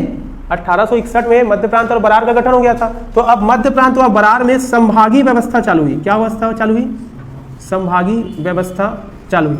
मतलब संभाग में क्या करने लगे, उसको डिवाइड किए गए, ठीक है। क्लियर है। तो इसी समय जो मध्य प्रांत है ना, ये वाला जो मध्य प्रांत है, इसी मध्य प्रांत में ना 5 संभाग का क्या हुआ, निर्माण हुआ, ठीक है। 5 संभाग का क्या किया गया, निर्माण हुआ। कमिश्नरी बोलते थे, ठीक है। तो कभी एक बार पूछ दिया था कि कमिश्नरी जो व्यवस्था कब लागू हुआ, तो आपको याद रखना 1862। तो मध्य प्रांत में इस समय कितने संभाग बनाए गए, ठीक है, 5 संभाग बनाए गए। अब उसी 5 संभाग में से एक संभाग किसको बना दिया गया, छत्तीसगढ़ को भी क्या कर दिया गया, छत्तीसगढ़ को भी क्या बना दिए, बाकी 4 को छोड़ दो। अब अपने को काम किसका है, केवल छत्तीसगढ़। तो छत्तीसगढ़ भी क्या बना यहाँ पे, ठीक है, छत्तीसगढ़ को एक संभाग बनाया गया और जितने भी जिले बने थे उस जिलों को, है ना, उसी छत्तीसगढ़ संभाग के अंदर क्या कर दिए, शामिल कर दिए, ठीक है। तो छत्तीसगढ़ एक स्वतंत्र संभाग कब बना पूछता है, तो 1862 में, ठीक है। आगे समझ में। अब इस संभाग बना दिया गया और इसकी जो राजधानी है वो किसको बना दिया गया, राजधानी किसको बना दिए, रायपुर को बना दिए, ठीक है। ये याद रखोगे, ठीक। ये माना जाता है कि जो पहला संभाग बना था ना, ठीक है, वो रायपुर संभाग ही रहा होगा। समझ में ना, छत्तीसगढ़ का जो पहला संभाग है, मतलब जो ये कब बना, 1862 में। और ये वाला जो संभाग बना होगा ना, ये कौन सा संभाग रहा है, रायपुर संभाग ही था उस समय। तो कभी पूछ देता है कि रायपुर संभाग का गठन कब हुआ, तो आपको 1862 ही आंसर लेना है, ठीक है। अब जो संभाग थे, कमिश्नरी थी, तो वहां पे कमिश्नर नियुक्त करते थे देखरेख करने के लिए, शासन, है ना, प्रशासन करने के लिए वहां पे। तो प्रथम कमिश्नर कौन था, तो आंसर क्या करोगे, चार्ल्स सी एलियट, यही था ना। 1854 से लेकर 1862 तक वही था यहाँ पे। समझ में आ रहा है। तो उस समय प्रथम कमिश्नर कौन था, कभी पूछ देता है, तो आपका आंसर क्या होगा, चार्ल्स सी एलियट, है ना, प्रथम कमिश्नर,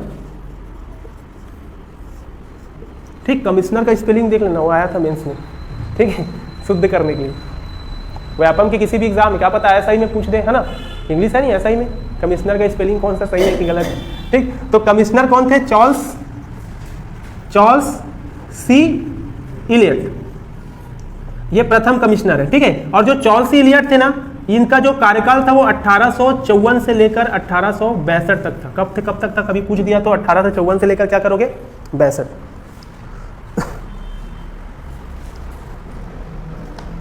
इसके बाद 1900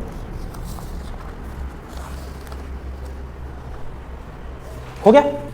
यहां तक आगे समझ में ना, ठीक। 1861 पढ़े, फिर 1862 में छत्तीसगढ़ एक संभाग बना जिसका मुख्यालय रायपुर को बनाया, ठीक है। और जितने भी जिले बने थे ना, बिलासपुर, रायपुर और संबलपुर, वो किस में शामिल हो गए, इसी संभाग में, ठीक है। और प्रथम कमिश्नर कौन बना, चार्ल्स सी एलियट। क्लियर यहां तक। अब देखो 1862 के बाद आप सीधा हेडिंग डालोगे 1905, क्या हेडिंग डालोगे, 1905। अब 1905 में देखो,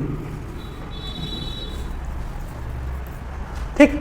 1905 में क्या हुआ कि बंगाल का विभाजन हुआ, है ना। 1905 में क्या हुआ, बंगाल विभाजन। ये याद रखना कि 1905 में बंगाल का विभाजन हुआ, ठीक है, ठीक। किसने किया था, तो याद रखोगे लॉर्ड कर्जन था ना, लॉर्ड कर्जन था, और वो मानता था कि पूरे बंगाल क्या एक बहुत बड़ा क्षेत्र है और उसका प्रशासन करना क्या है सबके बस की बात नहीं है, इसलिए बंगाल को क्या कर दो, दो भागों में बांट दो, जिनमें से एक बनेगा पूर्वी बंगाल और एक बनेगा पश्चिमी बंगाल। ठीक है, अब ये जब बंगाल का विभाजन हुआ तो इसका प्रभाव अपना जो मध्य प्रांत बना, सेंट्रल प्रोविंस, यहाँ पे भी देखने को मिला। ठीक है, समझ में आ रहा है? तो मतलब जो पूर्वी बंगाल वाला अलग हो गए और पश्चिमी बंगाल अलग हो गए। ठीक, तो इसका प्रभाव अपने मध्य प्रांत में मिला कि मध्य प्रांत के कुछ क्षेत्र उधर चले गए और कुछ क्षेत्र क्या हो गए, इधर आ गए। ठीक, तो इसका प्रभाव कहाँ पड़ेगा, मध्य प्रांत में। अब इसमें से जो प्रभाव ये पड़ा था कि अपने जो छत्तीसगढ़ क्षेत्र में जो उड़िया भाषी क्षेत्र अभी पढ़े थे ना संबलपुर, वो संबलपुर आपका उड़ीसा में चला गया। ठीक है, समझ में आ रहा है? पहला प्रभाव ये पड़ा कि जो क्या बताया मैंने, हाँ, छत्तीसगढ़ में उड़िया भाषी क्षेत्र, क्या बोला मैंने, संबलपुर, संबलपुर कहाँ दे दिए गए, उड़ीसा में चला गया। ठीक है,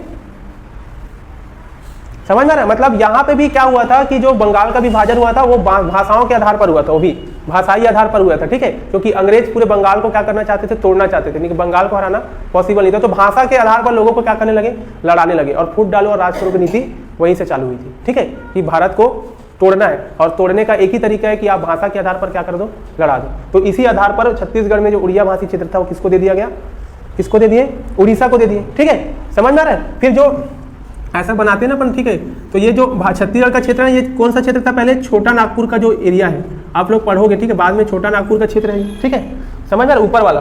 ठीक, अभी पूरा इंडिया का जब मैप देखोगे तब आपको समझ में आएगा कि कौन सा छोटा नागपुर था, कौन उड़ीसा था, कौन झारखंड। तो अभी याद रखो कि जो छत्तीसगढ़ है ये, उसके ऊपर वाला जो क्षेत्र था ये क्या है, छोटा नागपुर का क्षेत्र है। ठीक है, समझ में आ रहा है? तो ये जो छोटा नागपुर के क्षेत्र में आने वाली 5 रियासत, छोटा नागपुर के क्षेत्र में आने वाली कितनी रियासत हो गई, 5 रियासत को छत्तीसगढ़ में शामिल कर दिए, रियासत को छत्तीसगढ़ में क्या किए, शामिल किए। ठीक है, समझ में आ रहा है? ठीक, उड़ीसा का जो राज्य है संबलपुर उड़ीसा को दे दिए।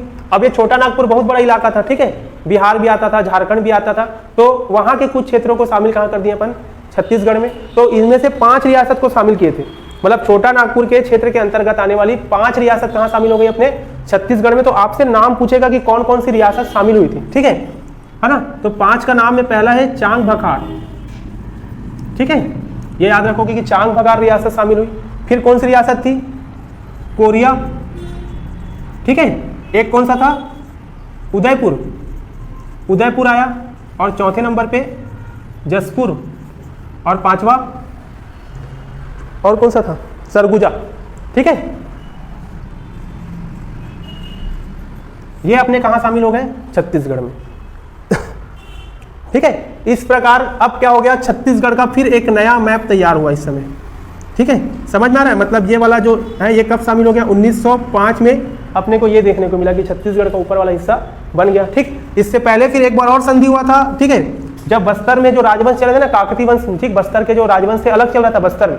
ठीक, तो बस्तर के जो राजा लोग थे उन लोगों का भी अंग्रेजों से क्या होता है, एक बार संधि होता है। ठीक, वो जो संधि करते हैं ना, वो करते हैं आपका 1778 में।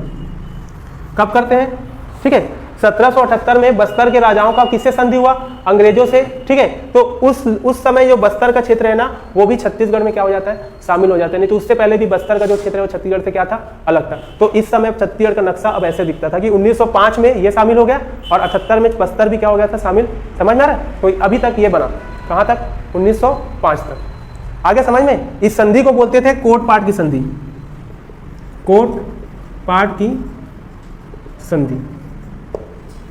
ठीक है, ये डेट याद रखोगे कब हुआ था, 6 अप्रैल। अभी जब हम लोग बस्तर का इतिहास पढ़ेंगे ना, तब आपका ये समझ में आ जाएगी, 6 अप्रैल 1778 में। ठीक है, इसका क्या होगा। ठीक है, यहाँ तक क्लियर है?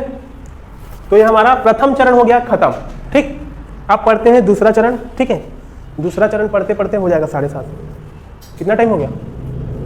ठीक, कल से आप लोग एकदम टाइम पे आना। ठीक है, 5:30 बजे मैं चालू कर दूंगा। ठीक, 5:30 से 7:30 2 घंटा पढ़ते हैं कुछ दिन। ठीक है, 4-5 दिन, उसके बाद अपन टाइम को और बढ़ा लेंगे। ठीक है, कॉलेज वाले हो क्या आप लोग? फ्री हो ना दिन भर, ठीक, तो अपन आराम से टाइम बढ़ा लेंगे, 3 साढ़े 3 4 घंटा पढ़ेंगे डेली, तो अपना प्रीलिम्स तक का क्या हो जाएगा, पूरा कवर अप हो जाएगा छत्तीसगढ़, ठीक है। कुछ चीज़ और पढ़ लेंगे, फिजिक्स केमिस्ट्री इन्वायरमेंट तो और करंट अफेयर वो सब पढ़ लेंगे, तो अपन कम से कम 70-80 क्वेश्चन के टच में रहेंगे, ठीक है। लेकिन इस बार जो दे रहा है भाई वो घर पे इतिहास और पॉलिटी को पढ़े, ठीक है, बाकी को अपन यहाँ धीरे धीरे कर लेंगे, 2 महीना में हो जाएगा, ठीक है। इसके बाद आप लिखो दूसरा चरण,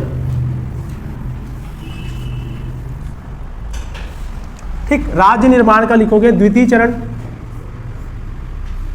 अब देखो द्वितीय चरण में आपको कहां से कहां तक लेना है, ठीक है, तो 1905 से लेकर लोगे आप क्या 1947 तक ले लो, ठीक है, बंगाल विभाजन से लेकर स्वतंत्रता है भारत जब आजाद हुआ वहां तक लेते हैं, ठीक। तो सबसे पहले यहां पे अब लोगे आप, हाँ ये भी पूछ सकता है कि छत्तीसगढ़ को सर्वप्रथम मानचित्र में बनाया गया, कब बनाया गया था, तो अभी पढ़े ना 1905, तो उसका डेट क्या लिखोगे, छत्तीसगढ़ को सर्वप्रथम मानचित्र में कब बनाया गया, तो वो आपका आंसर क्या होगा 1905, ठीक है, ठीक। अब हेडिंग रहेगा 1900, द्वितीय चरण में 1905 से लेकर 47, तो सबसे पहले आपको यहां पे लिखना है क्या 1918, ठीक। अब देखो 1918 में, ठीक है, ठीक, सुंदरलाल शर्मा ने, ठीक, 1918 में याद रखोगे कि सुंदरलाल शर्मा है ना, यहाँ के स्वतंत्रता सेनानी भी थे, साहित्यकार भी हैं, ठीक है। तो सुंदरलाल शर्मा ने सर्वप्रथम अपनी नहीं सर्वप्रथम अपनी पांडुलिपि मैन्यूस्क्रिप्ट में, ठीक है, छत्तीसगढ़ का रेखा चित्र खींचा, ये याद रखोगे, ठीक है। कभी पूछ देता है कि सबसे पहले सुंदरलाल शर्मा ने कब पांडुलिपि में छत्तीसगढ़ का रेखा की चित्र खींचा, तो आपको या छत्तीसगढ़ को कब परिभाषित किया या प्रथम स्पष्ट परिभाषित कब किया गया है, ठीक है, तो आपको याद रखना है क्या सुंदरलाल शर्मा ने किया था और कब किया था 1918 में, मतलब छत्तीसगढ़ के प्रथम स्वप्न दृष्टा या क्या बोलते हैं उसको, संकल्पनकार, क्या बोले, संकल्पनाकार, ठीक है, समझ में आ रहा है। तो सुंदरलाल शर्मा जो क्या है प्रथम स्वप्न दृष्टा है छत्तीसगढ़ राज्य के, ये आपको याद रखना है कि छत्तीसगढ़ राज्य के प्रथम स्वप्न दृष्टा कौन है, तो आंसर करोगे सुंदरलाल शर्मा, ठीक है। ये आपको सब बुक में, लेकिन ये सब आप क्वेश्चन नहीं आता है, ठीक है, आप थोड़ा लेवल के क्वेश्चन आते हैं, बट बेसिक को पढ़ना जरूरी है, जब तक नहीं पढ़ेंगे जब तक आगे पढ़ेंगे कैसे करेंगे, ठीक। तो 18 हो गया। अब 18 के बाद लिखोगे 24, 1924, ठीक। तो 1924 में रायपुर जिला परिषद, क्या बताया मैं, रायपुर जिला परिषद की बैठक में, कहां बैठक हो रहा था, रायपुर जिला परिषद की बैठक में पृथक छत्तीसगढ़ राज्य का प्रस्ताव लाया गया, क्या लाया गया, ठीक है, पृथक छत्तीसगढ़ राज्य का प्रस्ताव लाया गया। ये भी क्वेश्चन पूछता है कि पृथक छत्तीसगढ़ राज्य का प्रस्ताव कब लाया गया, तो आपको याद रखना है कहां लाया गया था पूछता है, ठीक है। तो रायपुर जिला परिषद की बैठक में, ठीक है, जितने लोग सम्मिलित थे उस बैठक में, समझ में आ रहा है, जितने लोग सम्मिलित थे उन सब ने मिलकर क्या किया, एक प्रस्ताव लाया, किसके लिए, पृथक छत्तीसगढ़ राज्य के लिए, ठीक है। प्रस्ताव का मीनिंग क्या होता है, मोशन होता है, ठीक है। जब किसी भी चीज पे चर्चा करना होता है ना, केवल चर्चा, तब उसको प्रस्ताव के रूप में लाते हैं। लेकिन अगर किसी चीज को क्या बनाना है, आप लोगों को कानून बनाना है, ठीक है, तो उसको विधेयक के रूप में लाते हैं, समझ में आ रहा है, फिर वो पारित हो जाता है, फिर वो एक्ट बन जाता है कानून। लेकिन केवल चर्चा करने के उद्देश्य से लाओगे तो वो क्या होता है, प्रस्ताव होता है। तो ये केवल चर्चा किया गया, लोग सम्मिलित थे और वो सब मिलकर क्या करने लगे कि छत्तीसगढ़ राज्य बनाएंगे, और मिल गए, फिर उसके बाद अपना पहला, ठीक है। तो रायपुर जिला परिषद में क्वेश्चन पूछेगा कि पृथक छत्तीसगढ़ राज्य का प्रस्ताव कब लाया गया, तो आंसर क्या करोगे, रायपुर जिला परिषद, ठीक है। बंद हो गया क्या, चल रहा है ना वीडियो, ठीक। अब 1924 में है, ठीक। अब 1925 लिखो, नेक्स्ट डेट लिखो 1925, एक एक चीज को पकड़ते जाना, ठीक है। अब दूसरा एक और चीज पढ़ने की जरूरत नहीं पड़ेगा कभी। 1925 में आपको, ठीक, एक संघ बनाया, छत्तीसगढ़ में एक संघ का निर्माण हुआ था जिसको बोलते थे सुधी संघ, ठीक है। क्या नाम बताया गया इसका, सुधी संघ का निर्माण हुआ, ठीक है। क्वेश्चन आता है कि सुधी संघ का निर्माण कब किया गया, तो आपका आंसर क्या होगा, 1925 में, ठीक है। अब सुधी संघ का जो निर्माण करने का मेन उद्देश्य ये था कि जो ब्रिटिशर्स थे, ठीक है, उनको दिखाना, मतलब ध्यान आकर्षित कराना कि अपने को छत्तीसगढ़ क्या करना है, राज्य बनाना है। तो ध्यान आकर्षित करने के लिए उस समय के जो राजा लोग थे, ठीक है, तत्कालिक राजाओं ने प्लस वकील जितने थे, वकील लोग थे ना, बैरिस्टर छेदीलाल, ठाकुर लाल, प्यारेलाल, ठीक है, और जो बड़े बड़े कौन थे, गौटिया लोग, ठीक है, समझ में आ रहा है। तो राजा हो गए, वकील हो गए, और बड़े बड़े गौटिया मालगुजार है ना, गांव के समझते हो ना, ठीक, उन सभी ने मिलकर, ठीक है, इस संघ को क्या किया, निर्माण किया, और ब्रिटिशर्स को क्या बोले, छत्तीसगढ़ राज्य के लिए अलग से राज्य बनाने के लिए क्या किया, प्रेरित करते। समझ में आ रहा है। तो ये क्वेश्चन भी पूछता है कि इन सब ने क्या किया है, इन सब ने मिलकर, ठीक, छत्तीसगढ़ राज्य निर्माण का, ठीक, अंग्रेजों को क्या कराया, ध्यान आकर्षित कराया अपनी ओर, ठीक है, कि अपने को अलग से क्या चाहिए, एक स्टेट चाहिए। समझ में आ गया यहाँ तक। तो क्वेश्चन बना कौन सा मैडम, गौटिया, गौटिया, गांव के जो बड़े मालगुजार होते हैं ना, बड़े बड़े लोग है ना, तो उनको गौटिया बोलते हैं, ठीक है, हो गया। तो 2-3 चीज पढ़ ली। 1918 में सुंदरलाल शर्मा, 24 में रायपुर जिला परिषद, और 25 में सुधी संघ का निर्माण हुआ। फिर आपको नेक्स्ट पढ़ना है, ठीक है, त्रिपुरी अधिवेशन, ठीक है, छत्तीसगढ़ का जो था, ठीक, 1939 हेडिंग डालो, ठीक है। 1939 जो है, त्रिपुरी कहां पे है, जबलपुर के पास है क्या, है ना, वहीं पे ना, ठीक, तो है ना, जबलपुर के पास है त्रिपुरी। तो त्रिपुरी में ना कांग्रेस का क्या हो रहा था, वार्षिक अधिवेशन हो रहा था। कब हो रहा था, 1939 में ये कांग्रेस का वार्षिक अधिवेशन था, कांग्रेस का वार्षिक अधिवेशन था, ठीक। तो पहली बार, ठीक, अभी तक तो जो मांग चल रही थी वो केवल स्थानीय स्तर पर चल रही थी, समझ में ना, लोकल एरियाज पे चल रही थी। बट ये वाला जो त्रिपुरी अधिवेशन हुआ, अब ये मांग कहां उठ गई, राष्ट्रीय स्तर पे, ठीक, क्योंकि ये कांग्रेस का सम्मेलन था। तो क्वेश्चन पूछता है कि पहली बार राष्ट्रीय स्तर पर कहां पे मांग उठी है, तो आपको आंसर क्या करना है, त्रिपुरी अधिवेशन, ठीक। तो पहली बार राष्ट्रीय स्तर पर मांग, पहली बार राष्ट्रीय स्तर पर क्या हुआ है, छत्तीसगढ़ राज्य के लिए मांग उठा, ठीक। तो कहां उठा था, ठीक, त्रिपुरी अधिवेशन में, ठीक। क्वेश्चन डायरेक्ट आएगा कि राष्ट्रीय स्तर पर या राष्ट्रीय मंच पर पहली बार कब मांग उठा छत्तीसगढ़ के लिए, तो आपको त्रिपुरी अधिवेशन, ठीक है। और इस अधिवेशन में जितने भी लोगों को उन्होंने जोड़ा था, ठीक है, तो वो कौन थे, सुंदरलाल शर्मा, ठीक है, सुंदरलाल शर्मा ही सबको बोल रहे थे कि मांग करने के लिए, ठीक। तो इस समय मेन आदमी कौन थे, तो याद रखोगे कौन थे, सुंदरलाल शर्मा, ठीक है। मतलब क्वेश्चन पूछेगा कि त्रिपुरी अधिवेशन में छत्तीसगढ़ राज्य के लिए पृथक मांग करने वाले कौन थे, तो वो भी कौन थे, सुंदरलाल शर्मा ही थे। मतलब राष्ट्रीय स्तर पर पहली बार भी मांग कौन किया, सुंदरलाल शर्मा ने। आगे समझ में इधर, ठीक है। अब लिखोगे 1946,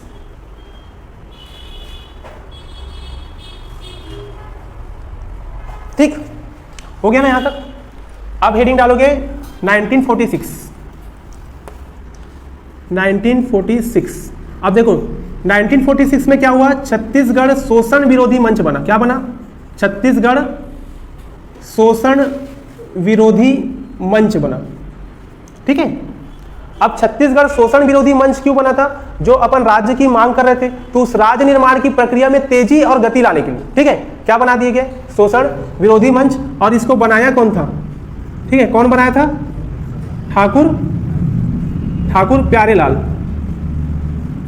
ठीक है। कौन बनाता इसको, ठाकुर प्यारेलाल। और जो ठाकुर प्यारेलाल थे उस समय कहां थे, राजनांदगांव में, है ना, कहां पे थे, राजनांदगांव। तो क्वेश्चन ये भी पूछता है कि राजनांदगांव के जो क्षेत्र है, तो राजनांदगांव क्षेत्र से पहली बार छत्तीसगढ़ राज्य की मांग किस मंच के द्वारा उठी, तो आपका आंसर क्या होगा, छत्तीसगढ़ शोषण विरोधी मंच। हो गया यहां तक, ठीक है। ये भी क्वेश्चन पूछता है ना, डायरेक्ट पूछेगा। अब हमारा कौन सा हो गया, दूसरा चरण भी क्या हो गया, ठीक। अब लास्ट लिखोगे 1947, ठीक है। अब भारत क्या हो गया, इस समय आजाद हो गया, ठीक। तो क्वेश्चन पूछता है कि स्वतंत्रता के समय, ठीक है, छत्तीसगढ़ किसका हिस्सा था, ठीक है। तो अभी तक छत्तीसगढ़ किसका हिस्सा है, मध्य प्रांत और बरार का, ठीक है, सेंट्रल प्रोविंस एंड बरार का हिस्सा था, ठीक। तो इसको भी लिखोगे कि स्वतंत्रता के समय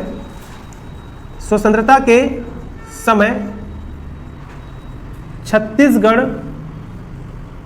मध्य प्रांत व बरार, ठीक है, मध्य प्रांत व बरार का क्या था, हिस्सा था।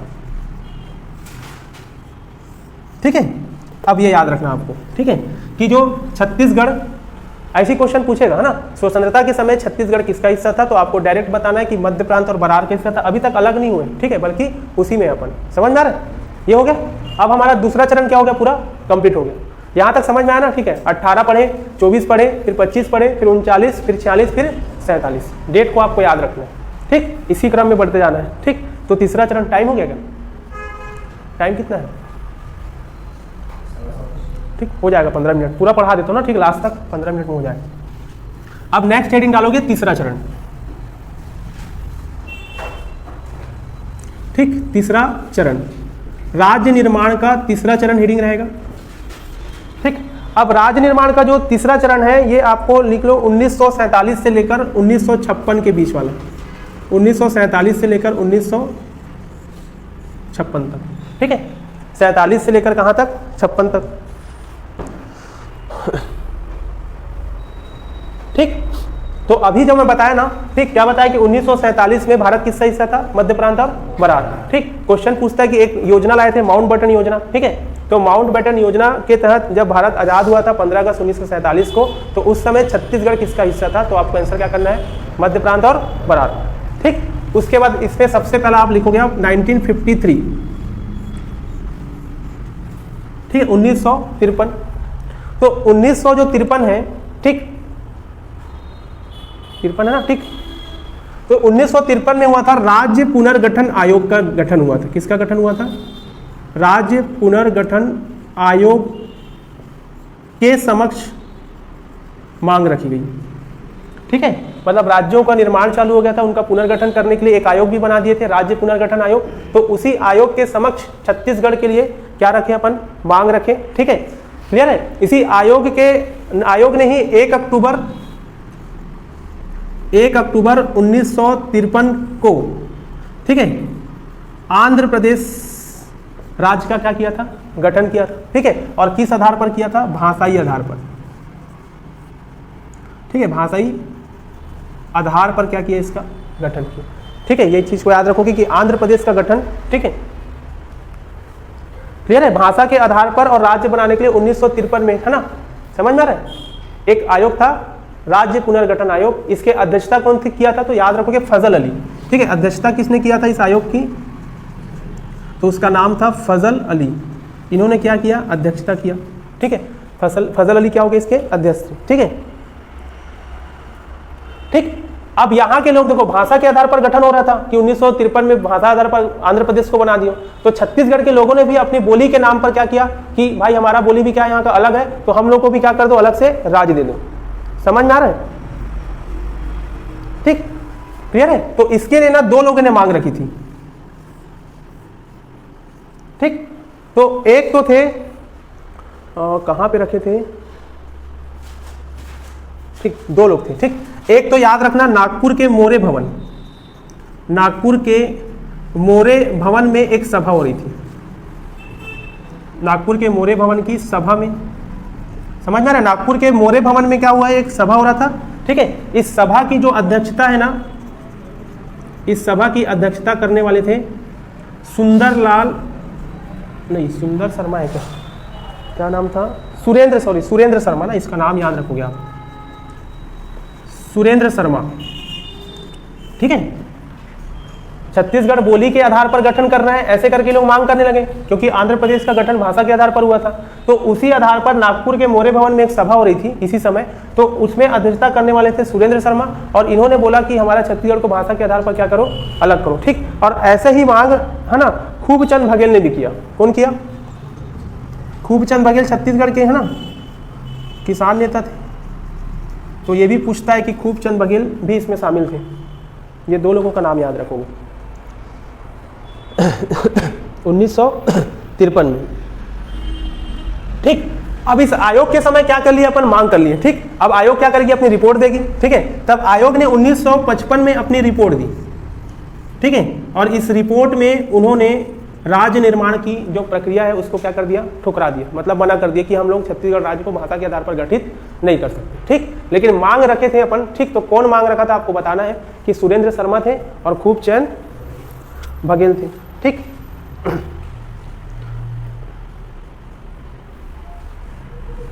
ठीक, अब 1955 में देखो ये मांग को क्या कर दिए, ठुकरा दिया गया। फिर इसी समय फिर एक बार और मांग रखेंगे 1955 में। अब हेडिंग डालो 1955, 1955। ठीक, 1955 में अब देखो 1955 में क्या हुआ था कि जो मध्य प्रांत का विधानसभा है, ठीक है, मध्य प्रांत बना था ना, उस मध्य प्रांत में एक विधानसभा थी। तो 1955 में मध्य प्रांत के विधानसभा के समक्ष क्या रखा गया, मांग रखी गई। खोले नहीं खोले, ठीक है, ठीक। तो मध्य प्रांत विधानसभा के समक्ष क्या रखा गया, मांग रखा गया। आगे समझ में, ठीक। तो मध्य प्रांत विधानसभा के समक्ष कब मांग रखा गया, तो आपको याद रखना है 1955 में, ठीक है। और कौन रखा था, ठीक, तो रायपुर के विधायक थे ठाकुर रामकृष्ण, ठीक है। कौन रखा था पूछेगा उस समय, रायपुर के विधायक कौन थे, ठीक है, ठाकुर रामकृष्ण, इन्होंने रखा था, ठीक है, ठीक।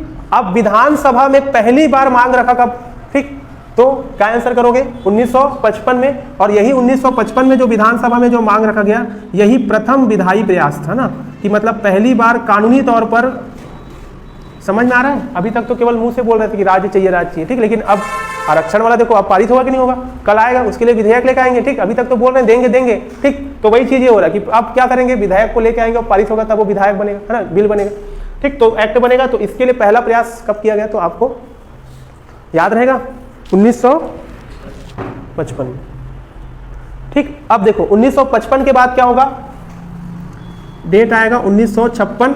अब राज्यों का जो पुनर्गठन हो रहा था, ठीक, उसी आधार पर 1 नवंबर 1956 को एमपी का गठन हुआ, ठीक है। किसको बना दिए, 1 नवंबर 1956 को एमपी या फिर मध्य प्रदेश का क्या हो गया, गठन हो गया, ठीक है। एमपी या फिर मध्य प्रदेश का क्या हुआ, गठन हुआ, ठीक, क्लियर है। अब देखो जब एमपी का गठन हुआ ना, तो पूरे छत्तीसगढ़ को किसमें शामिल कर दिए, समझ में आ रहा है। कभी क्वेश्चन पूछता है कि जब भारत स्वतंत्र हुआ था 1947 में, तब छत्तीसगढ़ मध्य प्रांत और बरार का हिस्सा था, लेकिन 1956 में छत्तीसगढ़ अब किसका हिस्सा हो गया, मध्य प्रदेश का, ठीक है। और जब एमपी का गठन हुआ तो इस समय यहाँ के सीएम किसको बनाया गया, पंडित रविशंकर शुक्ल, ठीक है। ये याद रखो कि यहाँ के सीएम कौन बने, पंडित रविशंकर शुक्ल, ठीक है। समझ में आ रहा है, पहले एमपी का गठन हुआ और फिर एमपी में ही छत्तीसगढ़ को क्या कर देते हैं, शामिल कर देते हैं, ठीक। 5 मिनट का और है बस, फिर खत्म हो जाएगा। तो लास्ट अब लिखोगे चौथा चरण, ये हो गया तीसरा चरण खत्म, आ गया ना सबको समझ में यहाँ तक, ठीक है। अब लास्ट लिखोगे चौथा चरण।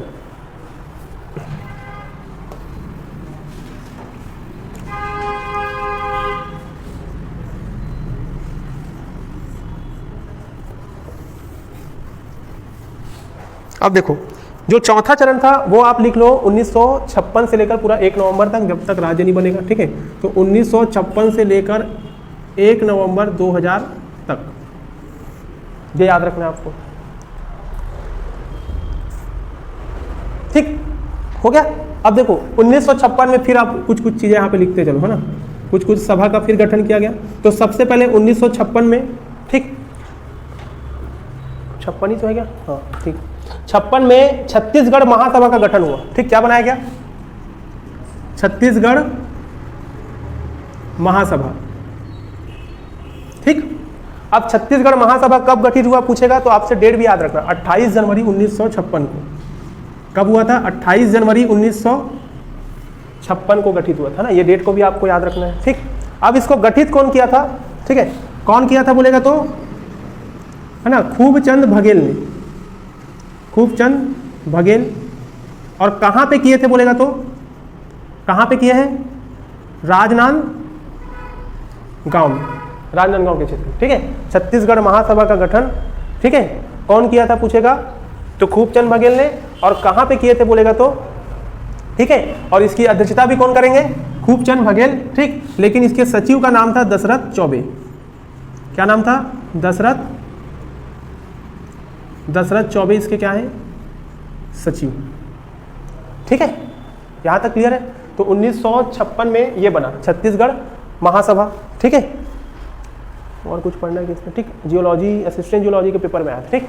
इसके बाद 1956 के बाद 1967 में बनेगा छत्तीसगढ़ भातृत्व संघ, ठीक है, ब्रदरहुड, है ना। तो याद रखोगे। नेक्स्ट लिखोगे छत्तीसगढ़ भातृत्व संघ। अब पूछता है कि इसका निर्माण कब किया गया, तो आपका क्या होना चाहिए आंसर? ठीक है, 1967। फास्ट तो नहीं हो रहा ना इधर, समझ में आ रहा है? ठीक है, नोट्स बनाते चलना है, ठीक है। आप क्लियर है? खुद का लिखोगे ना भाई तब याद होगा।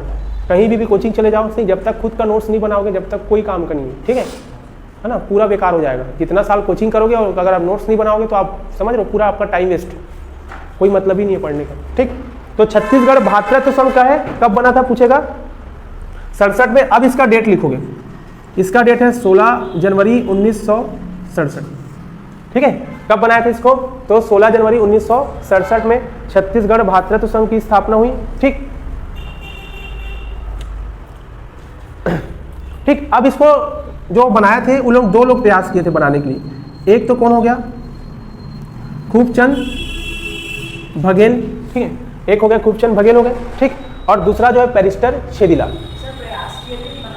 ठीक है। इन्हीं लोग बनाए थे, दोनों जन मिलके, ठीक है। हाँ, खूबचंद बघेल थे और एक था छेदीलाल, है ना, बैरिस्टर छेदीलाल, बैरिस्टर छेदीलाल, इन दोनों ने मिलकर, ठीक है, क्या बनाया? छत्तीसगढ़ भातृत्व संघ। और ये भी कहाँ बनेगा? राजनांदगांव, ठीक है। कहाँ बना है पूछेगा तो आपका आंसर क्या होगा? राजनांदगांव, ठीक है, राजनांदगांव के क्षेत्र में बनेगा, ठीक। ठीक, अब ये जो संघ बना था ना भातृत्व संघ, इसके एक अध्यक्ष कौन हो गए? ठीक है, खूबचंद बघेल। आंसर आपको एक ऑप्शन मिलेगा तो आप आंसर क्या करोगे? खूबचंद बघेल करोगे, ठीक। लेकिन उपाध्यक्ष पूछ दिया, ठीक है। तो उपाध्यक्ष इसके थे द्वारिका प्रसाद तिवारी। क्या नाम लिखोगे? द्वारिका प्रसाद तिवारी, द्वारिका प्रसाद तिवारी, ठीक। ये क्लियर है? तो ये यहां तक आपको 67 तक यहां तक पहुंचना है, ठीक। इसके बाद है एक, हो गया सीक्वेंस याद है ना शुरू से? 18 से चलना है, कहाँ 1900 कहाँ से चले थे अपन? 1861 से पूरा चलना है, ठीक है। 1861 से पढ़ते आ रहे हैं ना, ठीक। अब एक और नाम हाईलाइट होता है, शंकर गुहा नियोगी। क्या नाम था? ठीक, अब जो शंकर गुहा नियोगी थे इन्होंने भी 2 मंच स्थापित कर दिए, ठीक है। समझ में आ रहा है? एक तो इन्होंने बनाया छत्तीसगढ़ मुक्ति मोर्चा, ठीक है। क्या बनाया? छत्तीसगढ़ मुक्ति मोर्चा। कब बनाया था पूछेगा तो आपको आंसर याद रखोगे, 1976 में इन्होंने छत्तीसगढ़ मुक्ति मोर्चा बनाया, ठीक है। और इसी के थ्रू उन्होंने पृथक छत्तीसगढ़ राज्य की मांग रखी, ठीक है। फिर एक और संगठन बनाते हैं, छत्तीसगढ़ संग्राम मंच। क्या बोलते हैं इसको? छत्तीसगढ़ संग्राम मंच। अब जो छत्तीसगढ़ जो संग्राम मंच है, ठीक, ये उन्होंने बनाया था 1983 में। कब बनाया था? ठीक है, पहला क्या बनाया? छत्तीसगढ़ मुक्ति मोर्चा, दूसरा बनाया संग्राम मंच। और इन्हीं दोनों मंचों के माध्यम से उन्होंने छत्तीसगढ़ राज्य के लिए क्या रखा? मांग रखा, ठीक है, पृथक छत्तीसगढ़ राज्य के मांग रखा, ठीक। क्लियर है? इसी बीच यहीं पे लिख देता हूं, ठीक है, यहीं पे लिख दूं। 1983 में ही एक और संत थे जिनका नाम था पवन दीवान। क्या नाम था? पवन दीवान। तो ये पवन जो दीवान थे इन्होंने, ठीक है, भी छत्तीसगढ़ के लिए क्या रखा था? मांग रखा था। और इन्होंने एक अलग से पार्टी बनाई थी जिसका नाम था छत्तीसगढ़ पार्टी। क्या नाम था? छत्तीसगढ़ पार्टी। आ रहा समझ में? शंकर गुहा नियोगी ने छत्तीसगढ़ संग्राम मंच बनाया, ठीक, और पवन दीवान ने क्या बनाया? छत्तीसगढ़ी पार्टी, है ना। ये संत रहे और गौ सेवा आयोग के अध्यक्ष भी रह चुके, ठीक। तो इन्होंने अपनी पार्टी से मांग रखा और इन्होंने अपने मन से मांगा, और लेकिन मांग दोनों की क्या थी? पृथक छत्तीसगढ़ की। हो गया? इसके बाद ये लास्ट है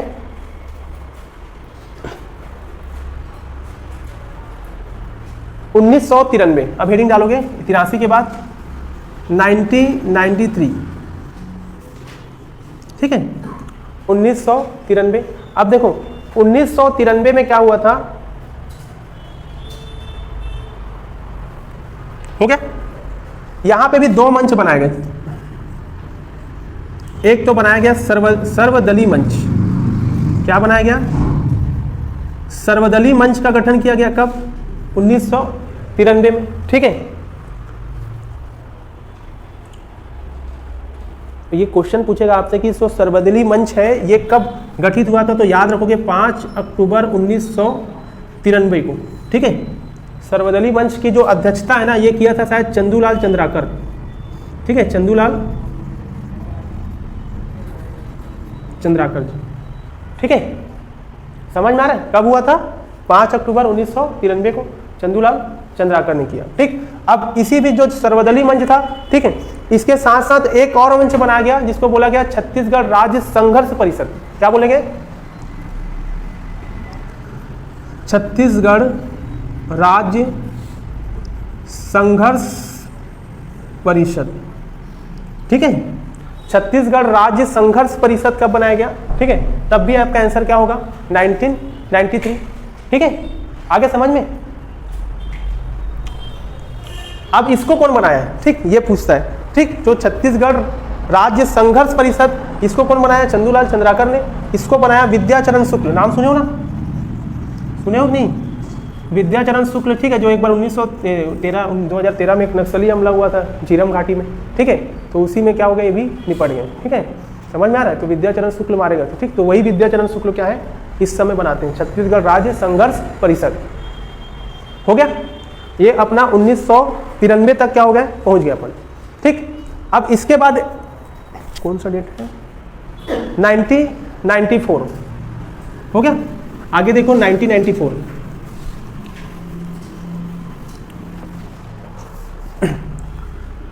अब 1994, ठीक है, क्लियर है। 1994 में एक अशासकीय प्रस्ताव आता है। क्या बोला मैंने? अशासकीय प्रस्ताव, ठीक। मैंने बताया ना कि जो प्रस्ताव लाया जाता है वो केवल किस लिए होता है, ठीक है, चर्चा करने के लिए, ठीक है।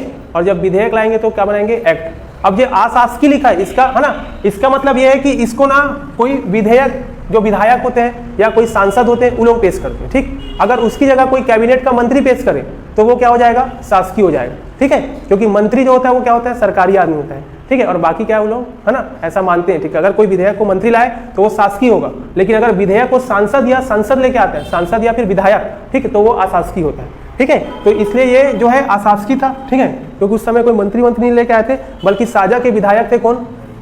रविंद्र चौबे, है ना। समझ में आ रहा है ना क्या बोल रहा हूं मैं? साजा के विधायक कौन थे? रविंद्र चौबे, इन्होंने लाया था, ठीक है। आगे समझ में? और कब प्रस्तुत किया था पूछेगा तो 8 मार्च 1994, सॉरी 18 मार्च, ठीक है, 18 मार्च 1994 को क्या किया? प्रस्तुत किया। कौन किया था? रविंद्र चौबे ने, ठीक है। और इसी समय फिर एक और विधायक थे जिनका नाम था, वो कहाँ के थे? एमपी विधानसभा में, ठीक है। मतलब एमपी विधानसभा के एक और विधायक का नाम था जिसका नाम था गोपाल परमार। क्या नाम था? तो क्वेश्चन पूछता है कि अशासकीय प्रस्ताव 1994 में कौन कौन लेके आया था? तो साजा के विधायक कौन हो गए? ठीक है, रविंद्र चौबे, ठीक है, जो छत्तीसगढ़ के क्षेत्र में पड़े। और एमपी के एक अन्य विधायक थे जिनका नाम था क्या? गोपाल परमार। और उन्होंने इसको, जो गोपाल परमार ने प्रस्तुत किया था, ये मध्य प्रदेश विधानसभा में, है ना, मध्य प्रदेश, मतलब दोनों उस समय मध्य प्रदेश के विधानसभा में ही क्या हुए? प्रस्तुत हुए। बट रविंद्र चौबे अपने छत्तीसगढ़ के क्षेत्र के थे और वो एमपी के तरफ थे, ठीक है। तो दो लोग आए थे, एक तो रविंद्र चौबे और दूसरा गोपाल परमार। समझ में आया ना? ठीक। कोई विधायक हो या कोई सांसद अगर पेश करे तो उसको बोलेंगे अशासकीय, अगर कोई मंत्री पेश कर देता तो वो शासकीय बन जाता, ठीक है। समझ में आ रहा है? आगे ना समझ में? इसके बाद क्या बचा? इसके बाद फिर लास्ट लिखोगे 1998, ठीक है, फिर अपना टॉपिक एंड हो जाएगा। 1998। अब 1998 का समय आया, ठीक है, तो उस समय 1 मई 1998 को कौन, किसकी सत्ता थी? अटल बिहारी वाजपेयी जी थे, ठीक है। तो समझ में आ रहा है। तो अटल बिहारी वाजपेयी की जब सरकार गठित हुई तब मध्य प्रदेश विधानसभा में छत्तीसगढ़ राज्य निर्माण के लिए क्या किया गया, एक शासकीय संकल्प लेकर आया गया। समझ में आ रहा है, इसको कोई मंत्री पेश किया होगा, ठीक। तो उसके बाद इसको परमिशन मिला, ठीक। और अटल बिहारी वाजपेयी बोलते भी थे, ठीक है, छत्तीसगढ़ में कितनी मुझे 11, ठीक, क्या दो, सांसद दो, ठीक है, तो मैं तुमको क्या दूंगा, पृथक छत्तीसगढ़ राज्य। तो उसके तत्वावधान में भी क्या हुआ, लाया गया। फिर आपका नेक्स्ट जो है 1998 में क्या लिखोगे, हाँ, कि मध्य प्रदेश विधानसभा में, एमपी विधानसभा में पहली बार कौन सा प्रस्ताव लाया गया, शासकीय प्रस्ताव। अभी तक अशासकीय आ रहा था, बल्कि अब क्या हो गया, और ये क्या हो गया, ठीक, शासकीय हो गया। समझ। तो क्वेश्चन पूछेगा कि पहली बार शासकीय प्रस्ताव कब लाया गया, तो आंसर क्या करोगे, 98 में, ठीक। और अशासकीय बोलेगा तो 94 में, ठीक। फिर इसी समय फिर क्या किए, ठीक, मध्य प्रदेश राज्य पुनर्गठन विधेयक 2000 लाया गया। इसके बाद आ रहा समझ में, मिटा दूंगा इसको, ठीक है।